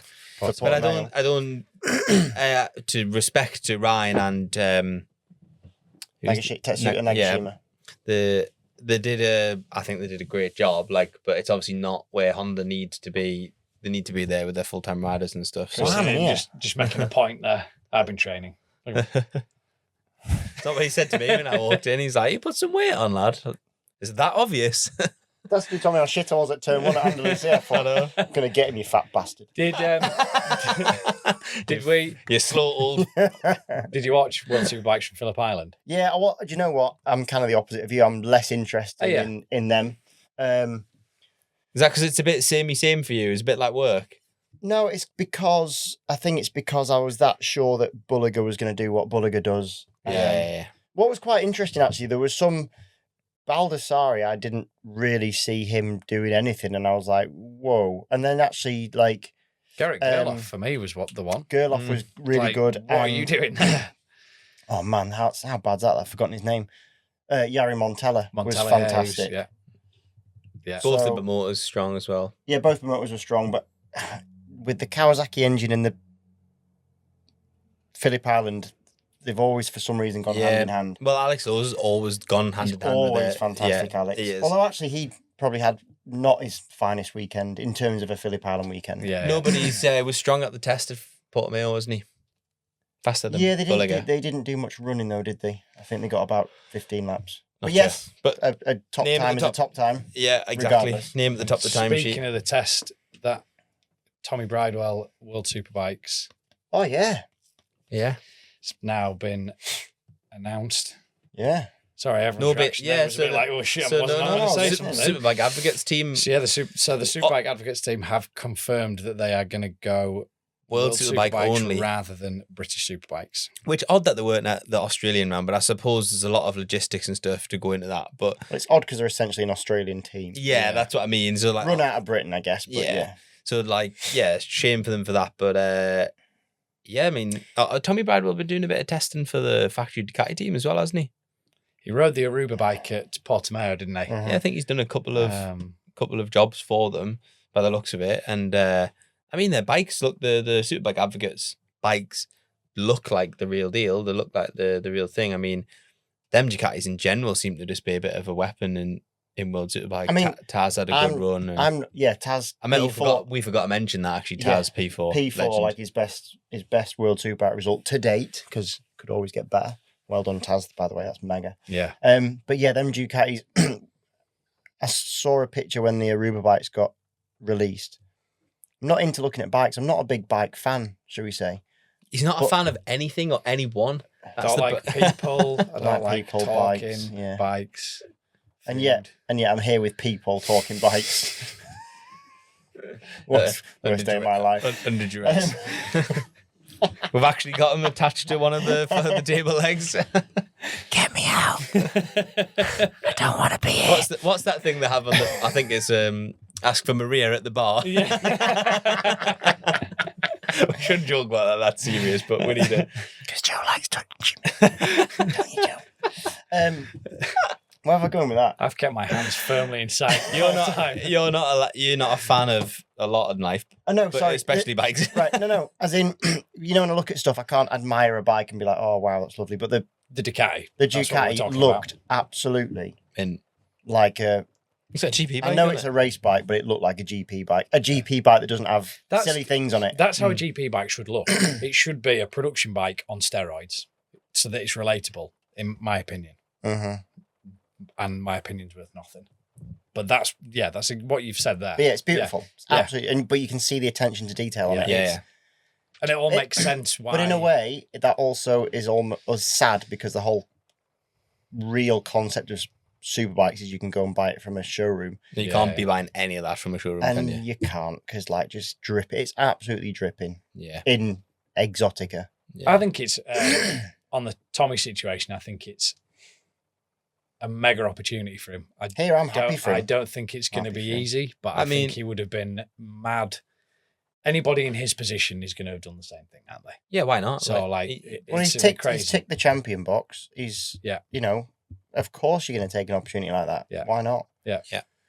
I think. Do you know when you were in World Championship, you did Super Sport and Superbike, didn't you? Yeah. And did you at the time, do you look back now, did you fully appreciate what you were doing? Not in the slightest. Yeah. I've heard a few people say that. Jack Kennedy said the same thing about... I was in Super Supersport Sport when he was in World Supersport. Yeah. And he said, you look back and think, you're loving it, but maybe you don't realise what you were doing. Like travelling the world, going to Thailand. Yeah, but in a way, I think that's good. I think that's how it should be, kind of thing. Well, it's the beauty of naivety. Yeah. Just going along with it.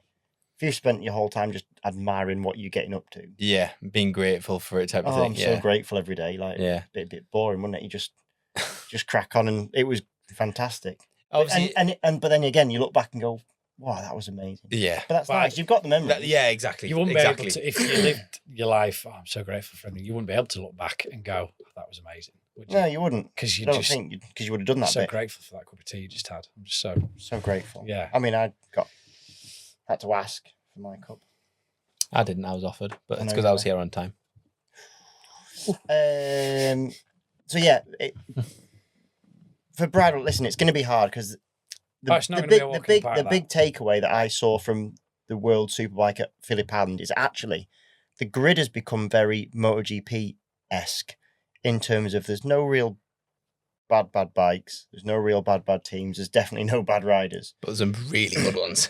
Yeah. So if you beat anybody, you've beat somebody. Yeah. Does that make sense? Yeah. Well, you seen the way that Taz and that all celebrated a 4th place, like unbelievable. Like, but it's massive. No, I know that. No, sorry, I'm not trying to diminish that in any way. What I'm saying is, like, that is such an achievement. But I think to not be on the rostrum, if you know what I mean, like the way it was like celebrated for them as well. It's the fact that 6 months ago, they probably weren't going to be on the grid. Yeah. Yeah, culmination of a lot of things. You think about that as a team. They didn't think they were going anywhere, and it was Optical Express. Taylor did a fantastic video, didn't he? I don't know if anyone on YouTube, if anyone hasn't seen it, of like what they're doing testing and a bit behind the scenes with the bike, and showed all the stuff and like really cool insight. And I'm sure like not a lot of people get it, but of just like what kind of goes into it, and the fact that they'll go to a track for 2 days, and unless the like conditions are in a certain window, they just don't do anything. Mm-hmm. And you think that's mad, but actually they're operating at such a high level. I mean, it is the World Championship, but I thought the video was brilliant what he did, like in the onboard laps of Phillip Island as well. I thought, I've not seen that. I could not believe how, and I know that MotoGP bikes do all this, but like it's as if it never backshifted. It was as if he was pressing a button to backshift. That seamlessness of the boxes. I just thought that. I bet you that thing is unbelievable to ride around there. Like, yeah, mad. Really good. Really good. Go and watch it if you haven't already watched it. The one thing of note, actually, from not massively into Supersport in World Championship, but one of them Chinese bikes got on the box. Yeah. Good team as well, isn't it? With but that was ZX. It wasn't. Was it? What's the other one? QJ or Z? There's the QJ, which has been around for a bit. QJ weren't there though. But QJ and Honda weren't at Phillip Island. I didn't know that. So Anna Carrasco and her teammate, which is a name that's passed me by, but he's good. They weren't there, and So De Rosa and the other one. Can't remember the other one either. But they've been about a while, haven't they? But the ZX was brand new. That was its first race. He got on the box. Cool. That is a nice looking motorbike. I think it looks like a mini superbike. When we went to Almeria, Andalusia. What was I ZX? think the day before we were there, that was ripping round. Was it? I'm 99% what with the sure. Evan Bros team? It was all in whichever that one is. plain bodywork. I might be wrong. but I'm 99% sure that was it. And it looked like an absolute weapon. I mean, it was a funny rain-affected sort of thing for them out there. Arenas won it, didn't he, in the end? And then his teammate was second. They had a 1-2 for that team. But his teammate had come from like last on the grid because he'd chosen slipped. Right. And then, In fact, it was, because Arenas was there. I had seen some videos of Arenas being there. That was the day before we went on track. Was it? Yeah, they were there testing. I mean, the thing looks amazing, and it's probably the best Supersport team on the grid other than Tenkate. Evan Brothers. Yeah, like they've won a few championships with good riders and so on and so forth. I actually I can't remember if I said this before, but I got to spend a weekend in the garage with them at Donington once because a couple of years ago, Jack did a wild card for them. And I happened to be like 10 minutes from Donington at a party in the afternoon. And he rang on like the Friday night and said, I'm riding this bike. Any chance you can pick us up from the airport? So I ended up going and spending the weekend. And the level, like, it was impressive to be that close to it. You don't often get to do that. Really, really cool. So I'm absolutely not shocked at the level that they've come out the blocks with, because I think we all know now, and we talk about this a lot on here, but I think we all know the level of like China and, I was saying, and all of that building motorcycles. Yeah, but to see it come to fruition that quickly was quite pretty cool. Yeah, it's mint. And I think it's a sign of like where things are headed as well. Aren't they? One thing we have got this weekend is the inaugural. It's inaugural first, isn't it? I don't know, I question myself. Yeah, I think that's right. Yeah. Anyway, we've got the first World Sport Bike round. Very true. Yeah, and we've got some good Brits going over for that as well. And yeah, Fenton Seabright and Harrison Desoy. Yeah, Is riding. there anyone else? I can't remember, but I can't actually remember now. I knew you were going to ask me that. The only other name that I'm aware of in that championship is Cass Beekman. So he feels like a Brit. He's not, but he won the sport bike title in BSB last year, didn't he? So he's over there on a Suzuki, I think. I think that's a championship I can get into. I think it's a great championship. Is that because you like riding small slow bikes now? No, I when that came out, we spoke about it, and I said how awful I think the championship was going to be, because I had in my head it was going to be like a load of shopping bikes, Super Twins. No, I had in my head it was going to be like Super Twins. Where it would get out of hand. I thought the idea was going to get out of hand. It has a bit, to be fair, but where like you take underpowered. No, it's not. It's kind of the opposite way around. Super Twins was underpowered bikes that ended up being overtuned, which makes it inherently very expensive. Whereas the way sport bike more or less has gone is the opposite way around. It's horsepower capped and stuff as well, isn't it? Like it's Well, British BSB's got two, so they've got I don't know how they do the calculation because it's a horsepower cap, but it's not, because obviously it's power to weight. But essentially, the one in BSB, there's a junior. I don't know if it's called junior sport bike, but I think I'm going to call it junior sport bike. I think it is called junior sport bike. Yeah. So if anyone wants to, Stuart, if you want to borrow that name, then that's fine. And then there's junior super sport, isn't there? But it's like sport bike is essentially, let's say, 100 horsepower equivalent, and junior sport bike is like a 70 horsepower equivalent. Yeah, so you can't ride a 660. But you can ride the Kawasaki 400, you can ride a restricted R7, and you can ride something else. Or you can ride the what's them Chinese bikes? God, what do you call them? What Alan Garner ran? Corvée. Jesus Christ. Corvée 450. I had QG on my lips, but I couldn't get the Corvée bit out. So you can ride them. It's a good class, really, because it's got good idea. You're on the same, more or less. You can run the same bikes, and then the Super Teen class is essentially gone, hasn't it? And it's being replaced with that, which is cool, because Super Teens I thought was fantastic racing. The 400 Kawasaki is like a really cool bike, but it's kind of limited to where else you can run it. So the fact there's now a playing field where you can bring other manufacturers in, great, and then a natural step up, because if you're not careful, you end up with an oversubscribed. What is a British championship? So sport bike is a British championship. There's only three of them: sport bike, super sport, and superbike. I'm saying that now. I might have that wrong. It might be a national championship. I've never known the difference. I don't actually think one's a national, one's a British. There's different. What is the difference? Well, if you win a national championship, you're not a British champion. You're a national champion. There's a difference. I don't know what it is, but I'm not having that. What stock is classed as. Yeah, we would still consider it as being the British Championship, but in terms of the rules and how it's laid out, you're a national champion. But what are they basing that on? I don't know. There's some fucking rule book somewhere. I don't know. What if a foreigner wins the national championship? Then he's the national champion. It's a national. So you only what's the nation? It doesn't. It's a national championship. I don't understand the nation of where. I'm with you on that. I've Doesn't just matter. done the WADA course and the different. Where is to the get- nation? to get your FIM. I don't know. If the nation is Britain, then you're There's British champion. You're I don't- Yeah, but I know, but that's the national or argument, isn't international, it? aren't you? You're national, Well, international. someone world. from RCM, CB, or whatever the people are, tell me what the reason is. But that is a thing. There only ever used to be 3. It was always Superbike, Yeah, Supersport, yeah, and 125. Yeah. Then Moto 3. They try and so- give it a distinction, a Yeah, so differentiation. they're the 3 classes, and it's really good that you've got like a feeder class to that now. I think it's brilliant because the bikes are more standard. The sport bike's actually quite advanced. There's data and electronics and all that sort of crap on it.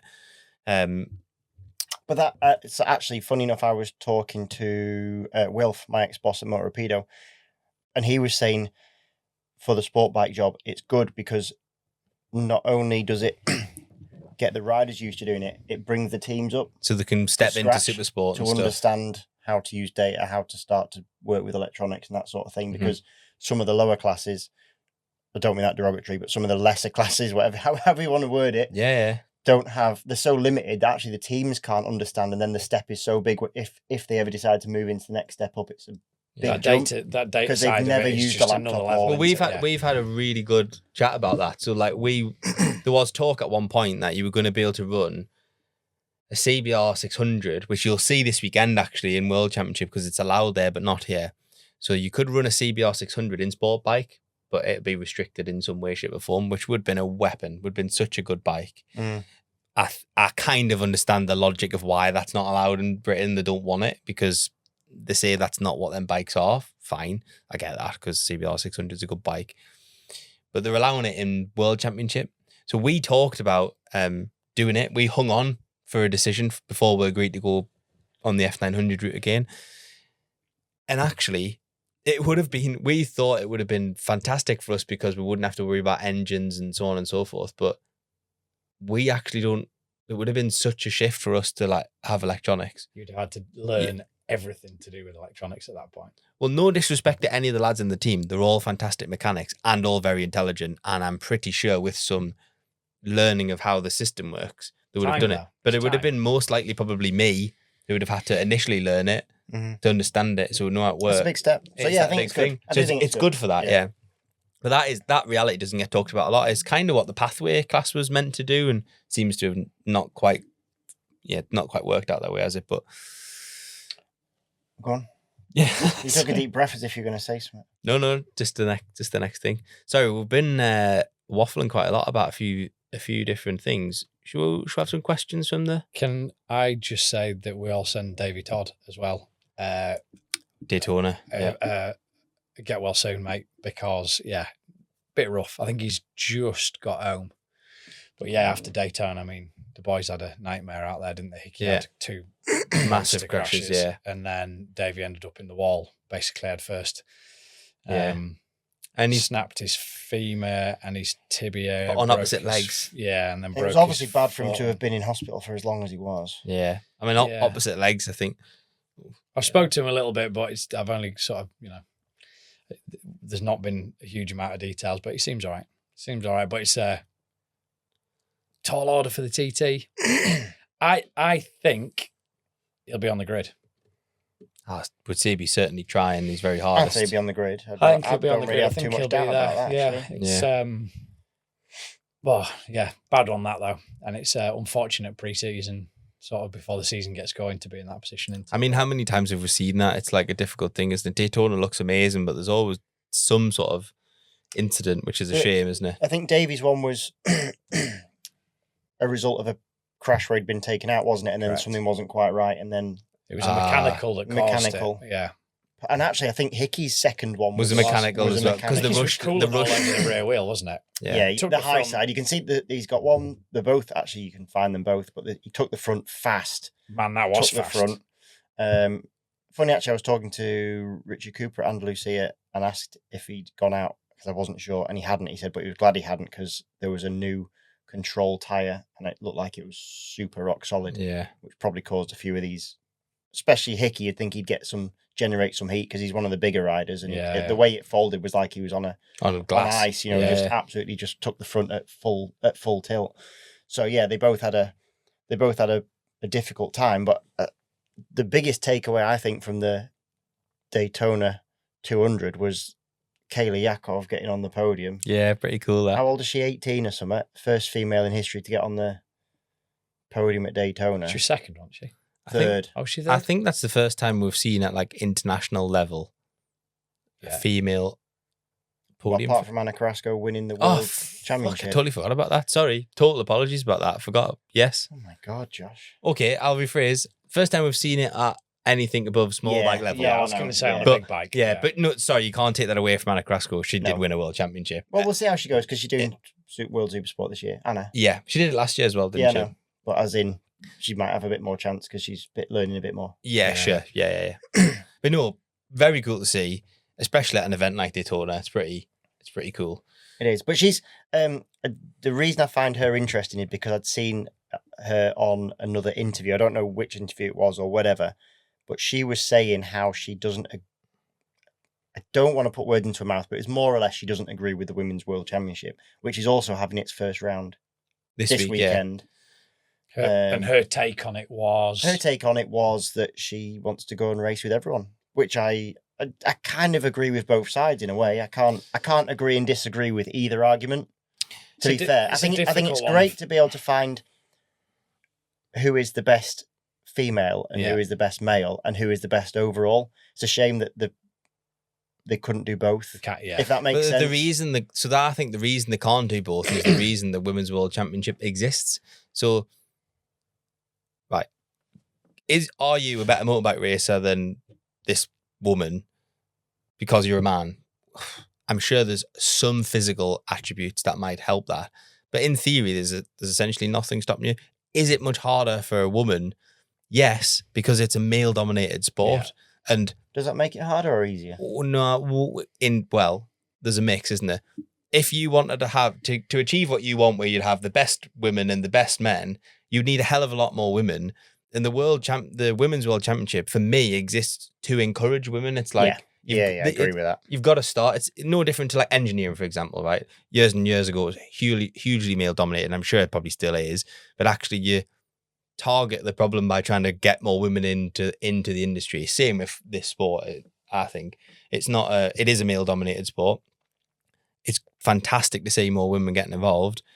Yeah, I'm looking for it. It'll be out obviously by the time this comes out, but it's something, again, I'm definitely going to follow it because we've got a couple of Brits and I'm into that kind of thing. I think it's great. It's I've definitely be following it. It's really good. Yeah, I enjoy just coming when we do this. It's just, these are my favourite ones to do. Obviously love having the guests on and love listening to their stories, but it's nice to get to spend just an hour or two. Talk, well, 3 because we've spoken for an hour before. But yeah, just talking, just catching up really, because I only have to, you don't talk whenever I see you outside of here. And Joe, you live a couple of hours away, so it's not often we get to sit down. Well, you don't want to speak to me another time, do you, Josh? It was lovely. I guess you want us to say. Yeah, I guess you want to say it's lovely to see you too, but No, it's not. You don't have. No, it's not though, is it? I don't want you to lie. okay. CJ Pepe. Guy Martin is driving an S2000 and making his debut in the Racing Hondas Championship next month. Seen that, yeah. Have any of you guys ever fancied to go at car racing? I think bike racing in cars is just going to be chaos in it because you just feel a bit invincible. I mean, Rossi does it at a high level now. Yeah. I bought a 2-stroke kart a few years ago, an ex-British Championship thing. Oh, wow. It's not a shifter, and it's terrifying. Yeah. And it's so hard to go fast in a bike because the car lines are completely different. What you're supposed to do in a car is wide entry and tight exit, I believe. I think, anyway. Yeah. Well, I just think it's just intelligence in cars is massively rewarded. What do you mean by that? And I don't possess it. Or the finesse that I think just driving a car requires a lot of feel and finesse. Well, yeah, but you can't just like move yourself in the seat to make the car react different in the same way you can on a motorbike. So it's a lot to do with your coordination and knowing where to put the thing and knowing what to do. I think the fact that it's so forgiving. If you make a mistake in a car, you can spin and away you go again. The mindset would be, I can't hurt myself in this, even though you really can. Yeah. So you would just drive at a million. Have you done any fast car driving on the track? Not proper, no. I'd love to. I've done a bit actually. I've done a bit, but I found the straights were very boring because the cars are so much slower. Yeah. In straights. You lose the sense of speed, don't you? Yeah. And I actually had a go in Frank Bird Jr., Paul Bird's son, in his rally car. Did you really? Yeah. Which was fantastic. I trusted him completely, which was good because then... Oh, so you were driving? No, he was driving. Oh, right. Okay. Sorry, yeah, had to go as in alongside him. Yeah. The thing set off unbelievable. It was an ex-WRC car. Yeah, Unbelievable how fast it accelerated, but then it ran out of puff almost immediately. Really? But the G-force, the braking force... It was mint. Was incredible. And it was probably less exciting because I trusted him. It would be more exciting if I didn't trust the driver. Getting with some mad Finn. Yeah, but do you know what I mean? Like I know he knows how to drive. Yeah. But yeah, it was exciting in one way. Yeah. We don't have the same cornering or braking force. We have strong braking and cornering forces. But... On this topic, I don't know if you spoke about this on a previous episode, but you did a fucking lap of Almeria in a sidecar. You mental. Oh, yeah. What was that like? I mean, not even just like everyone. Did you not talk about this on it? I can't remember if you did.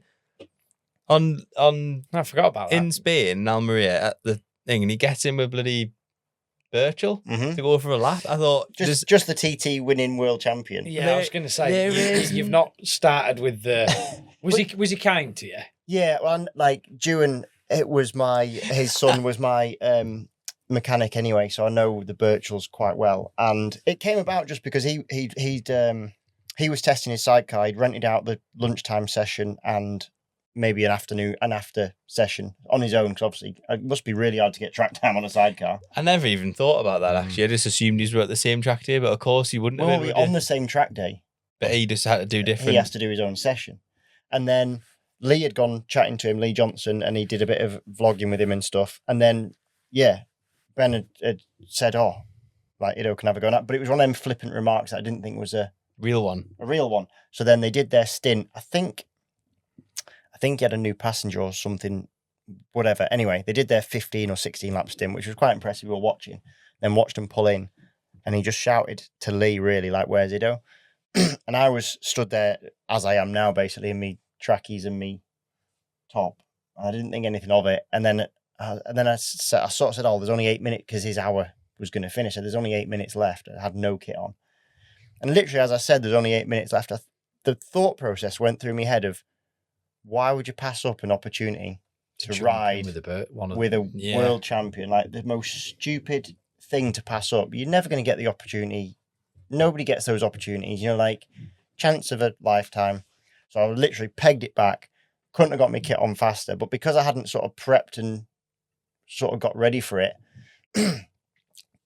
the passenger who just got out was trying to tell me where the things were to hold on, which I didn't. In all the bedlam of getting ready, what I thought was didn't hear. And actually on the video, as I'm going down pit lane, someone shouts, "Don't try and hang off." Yeah, and then that's all you did. You get to the first corner, his head's on the floor.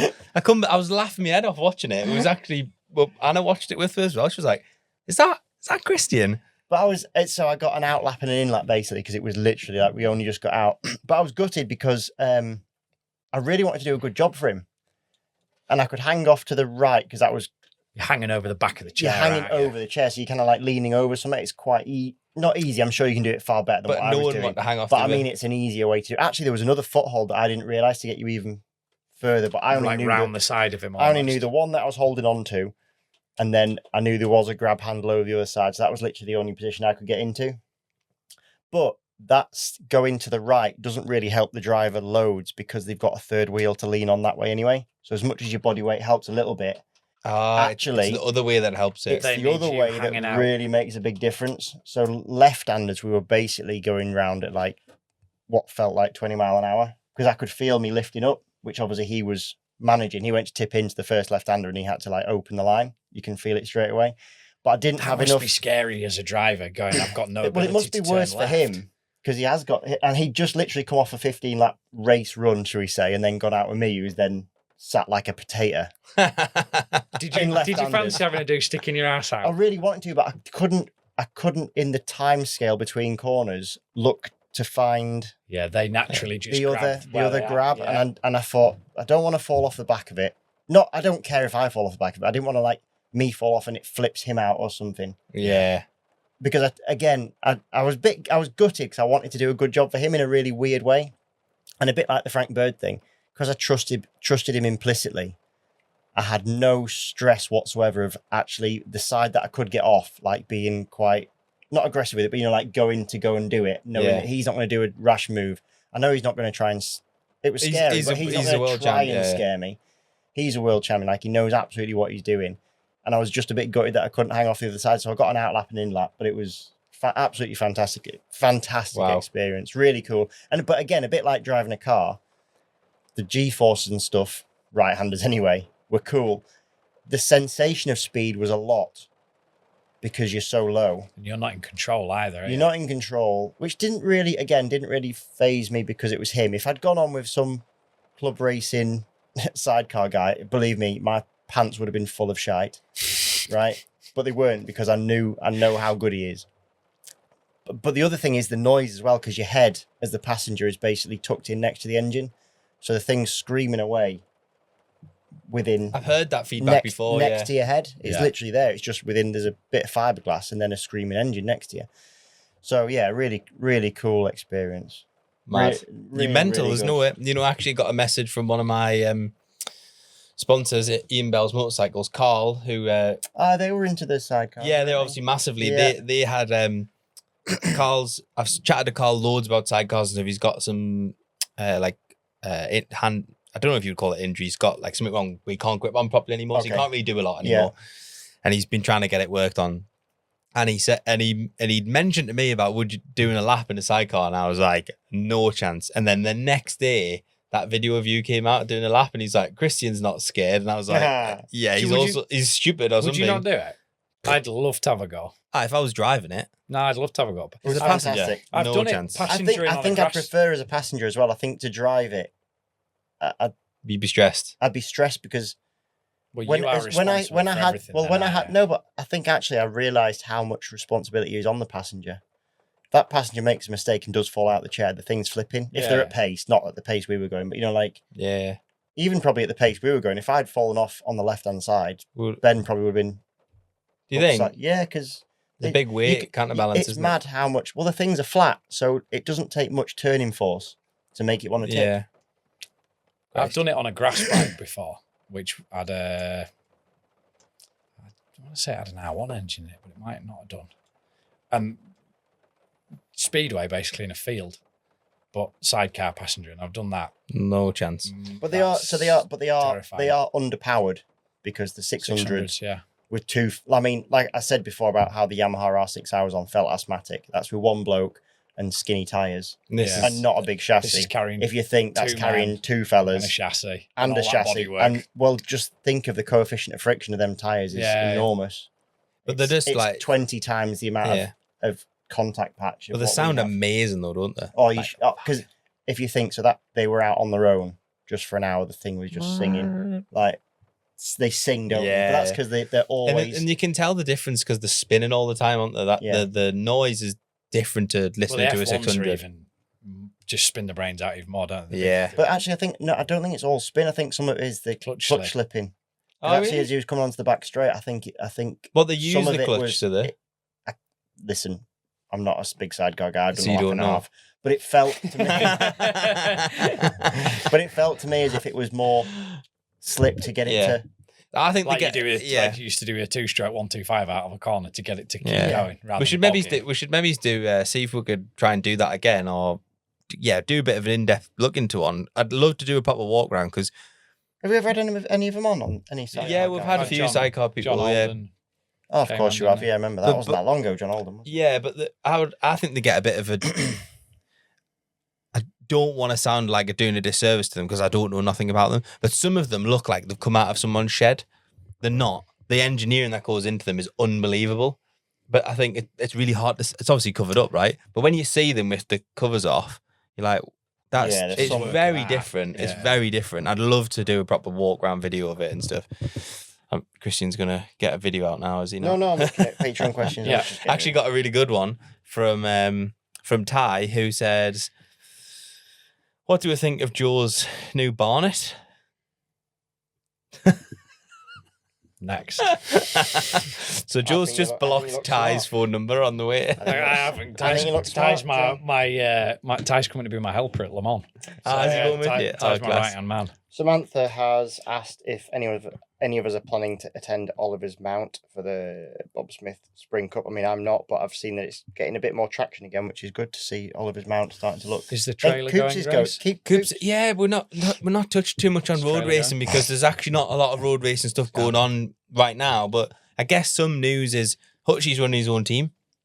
Well, yeah, RST / Yeah. Hutchie, yeah. Which is pretty cool. Backed at, I think, supplied by SMR and stuff, so the bikes are really good. All right. Yeah, I think it's all kind of coming from the right zones. But yeah, it's essentially backed by RST, which is pretty cool to see. They're a big sponsor at the TT. The other kind of, we've touched on Davey, is Coops is doing a bit more. So he's switched to Suzuki for the Super Twin race, which is going to be his first time at the Northwest, not with Ryan. And then the R9 with Russell Reese. And then the R9, yeah, and he was at Andalusia, wasn't he, doing quite a lot? So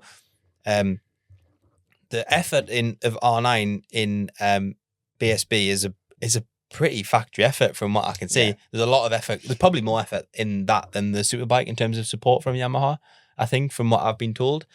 I suppose it's a new project where the R1 is in it. So there's a lot of needs more. Yeah, a lot of interest funding and stuff. And time. And Alistair Russell, I believe, is like heavily involved as a crew chief in the short circuit stuff as well as the roads. So it's quite a nice like link up. So really cool to see Coops going to do Oliver's Mount as well, which I'm quite excited about. And the fact that they've now allowed new generation Supersport, I think you'll see some big names going back there. Like you might even get a Dunlop or whatever, I don't know, but that's a really big thing for them. I was actually hoping to go and ride there myself this year, but haven't managed to make it happen for the Spring Cup, but maybe for the Gold Cup. But we'll definitely be popping up for the part of the Chasin the Racin team are running some bikes there. Oh, okay. So we'll have a bit of a presence. It'll be nice. Samantha did go on to say, if anyone knows what Andrew Irwin is going to do, or if he's going to announce his seat anytime soon, it'd be such a shame not to see him this year.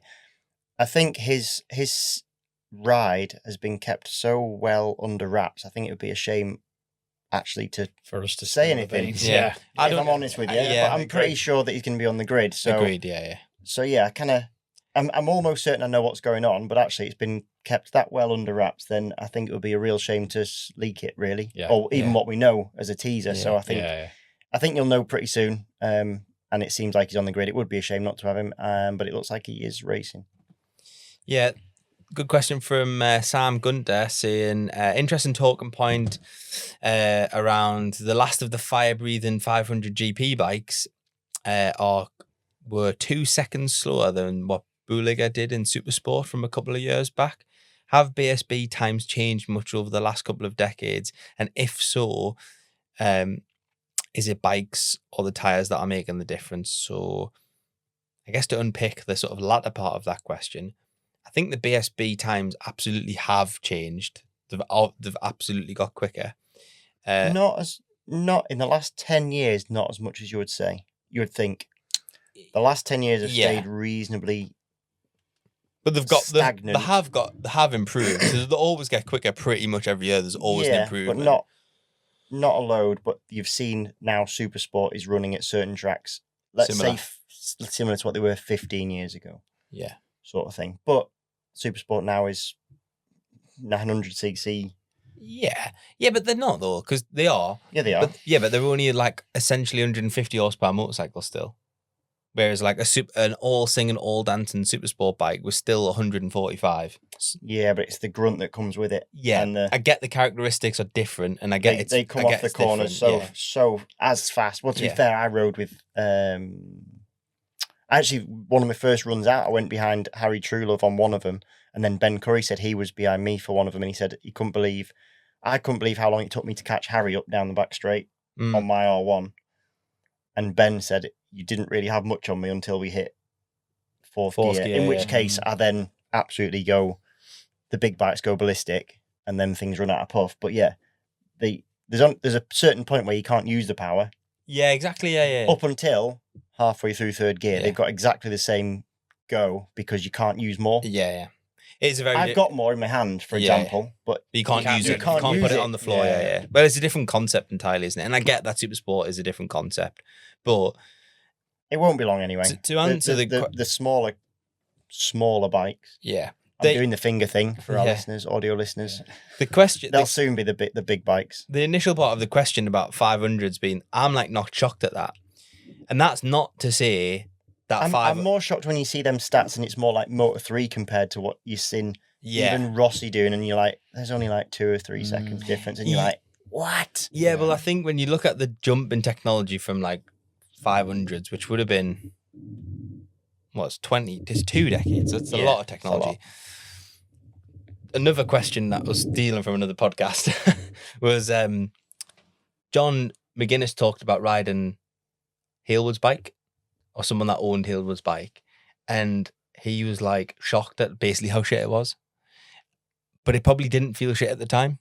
Like that was the pinnacle, like that was the best thing. And you might look back, so we might look back in 20 years time we'll look at our bikes and go, what the yeah, fuck were we riding? I've rode some. You've only to look back at like a Blade from 2007 with an analog dash and Yeah.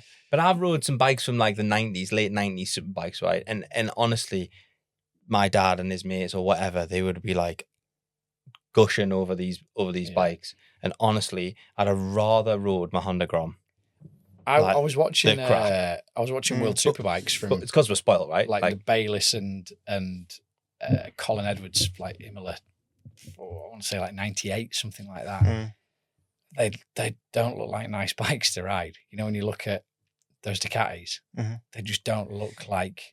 That's what I mean. And I think I honestly think when you say about the top people, any era would always be the top people.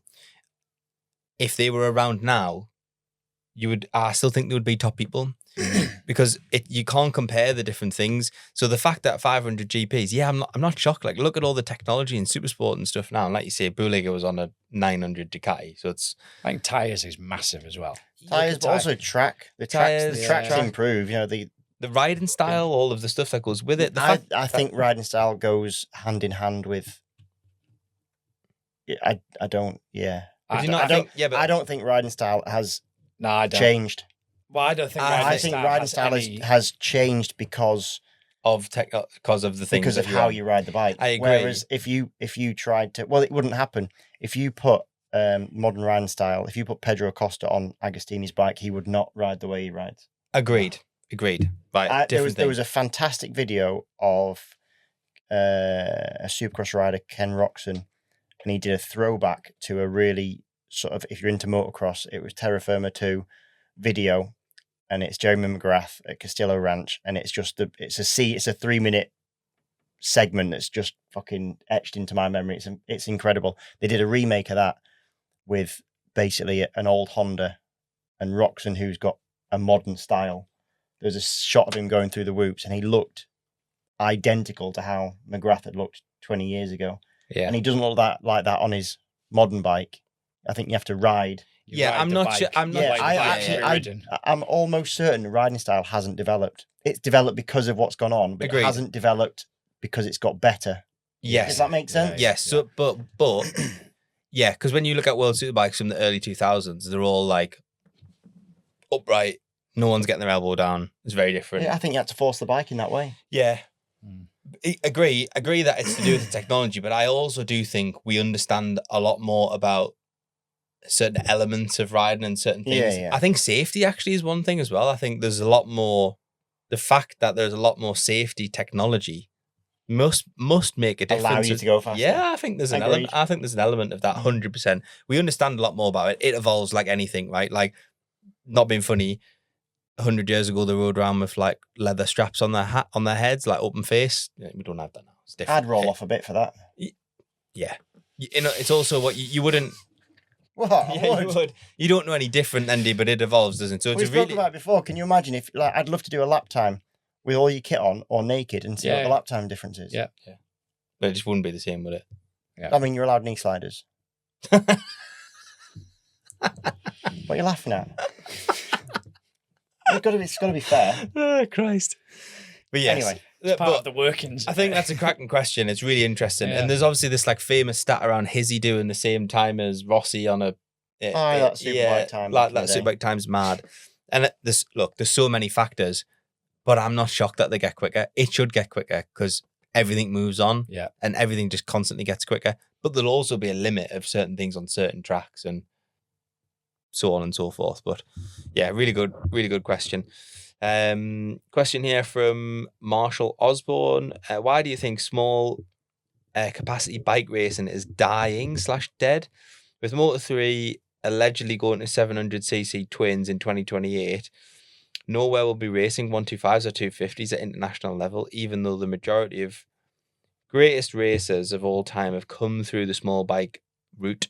I appreciate the death of two strokes is a major factor, but do you think there's anything else involved? Amazing question. And I think it's purely driven by economics. Yeah, I can't disagree with that. Basically, nobody buys 125s on the road. Euro emissions are becoming so hard to conform to that the only way to get the same power is to increase the CC. Yeah, but I guess what they're also saying is like, why no 254 strokes, etc., etc. Yeah. But yeah, because but that's, all bikes are going in that direction, and then, like you say, with the emissions, it follows the market, doesn't it? trend. Yeah. So it is a really good point, and actually, I love that about MotoGP in particular because there's a really good documentary about Max Mosley, who, for those of you that don't know, his family have got like quite a checkered. His dad was Oswald Mosley, quite a famous politician and fascist. And he was really integral part of Formula One with Bernie Ecclestone and the safety and stuff. And he did a lot of like the technology that was being created in F1. How do they get it into the road market, particularly around safety? And you look at an F1 car now or a MotoGP bike, and do you think that technology filters down? It 100% does. It might not be in the same rate. Yeah. Like it doesn't happen like that. But I think it's super important. So if you have manufacturers who build, like Yamaha, for example, build an R7 twin, right? There is lots of manufacturers that now have that engine platform. If that could open Moto3 up to say, oh, we'll build a prototype racing bike, like they've got all of the component parts. They could probably do that quite easily. So as a way to bring manufacturers into World Championship racing and prototype racing, I think it's super important for the sport in general. And actually that all cascades itself out into motorcycling anyway. Motorcycling particularly in Britain is like in a really bad place. Like I think it's really bad. The crowds are different. Like everything's a lot less. There's not as much. Like the sales are a lot lower than they ever used to be, especially compared to certain parts of Europe and Asia. Like it's a lot lower. So anything that can support manufacturers to build motorcycles with a purpose supports our sport. So I think it's fantastic. But I do think that is the reason that they've died. I think it's also an expectation that is, because people get into the sport so young now as well, there's this expectation that you must be on a 1000cc motorcycle to be successful. So there's like this fast track route to like, how do I get here? Or you never stay in Moto3 as a career or stay in Moto2 as a career. You have to be up here. And if you don't, then you go to World Superbike or you go wherever. 20 years ago, you had people riding 125s, and especially before that, you were a 125 rider or you were a 250 rider. Yeah, but I used to love that. I think that's great. I think it's mint. But we don't have that anymore for whatever reason. Well, everything apart from the top is now almost seen as a feeder. Yeah. Your champions and all not disregarded, but it's like, okay, now go on to the next level and see how you get on. I think we're seeing it rather than celebrated. Yeah. I think the change in rules with Supersport is enabling that a little bit again. Do you not think it's all tied to like the conversation we always have about how easy it is to go from production racing to prototype racing? Oh, it's impossible. Yeah, it's different. It's that same thing of starting out in the grassroots. But I think some of it is also actually led by the championships that they don't really necessarily care that much about the 2 or 3 or 4 championships below their premier. So they want the champion of everything to go to the top quick because that's where the names are. Yeah. They don't want a big name in the class below. Because why would they? Yeah. But yeah, and you So that, as in for the fast track element, I think it's also championship led. Yeah, because They they want want the talent. they want to them at the top, immediately. They want them, immediately. Yeah, there's got to be a pecking order for sure. But you know, in Spain, like in the Spanish Championship, the 125 race was the race. Yeah. Like it, and when it became Moto3, like it was the race. Mhm. And I think it probably still is. The Junior World Championship is the thing to go watch in domestic racing in Spain. And like here at Superbikes, and always has been Superbikes, but there used to be huge 125 grids and 250 grids. And like 125s was not kids. 125s was Oh, I know. like veterans of the sport, which I miss massively. And I just think it's a shame, but it's just a reality of economics. Evolution, isn't it? Well, the fact that you can get into the sport a lot younger now as well. You know, that then people are trying to make careers at it. Like, I think we've had this discussion before for sure, but when you look at, let's say, when your dad went racing, like you would have rode a bike on the road, got into racing that way somehow. Kids now get bikes and taken out of school and go to Spain when they're 6 years old. I actually met, and then we should absolutely get him on the show, Josh Day's son, whose name really escapes us. His surname's Day. I can't remember his first name. That's going to really bug me. I'll have to check. But he's got quite a big following on Instagram and stuff. And he was out in Spain on a Moto3. So he's 13. He's going to be 14 before the season starts, and he's going to do the British Talent Cup. He's like won everything on mini bikes. Obviously, his dad's been successful motorbike racer in Britain. They basically took their motorhome to Spain. You think, oh, how can you like afford to do this, right? They parked the motorhome at Alicante Airport for 6 months. It's 250 euros. You can basically go for 100 euros to any track in Spain and ride on any day of the week. Yeah, it's true. And you can also go to any kart circuit for 50 euros and do the same thing. They can get return flights in the wintertime for 50 quid. So actually, it's not ridiculous. It's actually becoming way more feasible for them to do that. But that puts them on a path of like, they're getting obviously quite invested by that point. They're on this path to go this way. Whereas 30 years ago, people were like, got to 17, went nuts on the road, realised they were quite good, and got into the sport a lot later. So you find your niche, but then you 10 years on, aren't you? So I love questions like that, because I think it's like super interesting to see how it, you know, who people who enter the sport at different times and stuff. I think it's cool. But yeah, thanks for the question. I hope that answered it. We just let you go there. No, everyone's probably turned off now, but never mind. No, I think we're at 2.5 hours. So I'm sorry for deep. 2.5 hours of your life there, but 2 hour or 2.5 hours entertainment. Well, I spent the last half an hour talking about one question, so sorry. But yeah, no, it's been really good and some great questions, and please keep them coming. I don't know what the schedule looks like for the next few weeks yet. I think we've got some cool guests lined up. Sorry, I'm getting the sign for touching the mic. Sorry. We've got some really good guests lined up, I think. I know over the next few weeks, which will be good. Anyway, so thanks everybody for listening. Thank you for all the Patreon questions. Thanks to all the patrons. Thank you to our episode sponsor, Quinn, who you absolutely will hear some more from in future episodes. And as always, our long-term sponsors, WSC Performance and JCT Truck and Trailer Rental. You're good at that, Josh. Well done. Practice in front of the mirror with a hairbrush. I'm joking. You look like that kind of guy. He's that kind of guy. 100%. I spend a lot of time driving on my own, just like practicing this shit. I'm only kidding. Right, guys. Thank you very much. Thank you very much, and we'll see you all soon. Laters. Ciao. Later.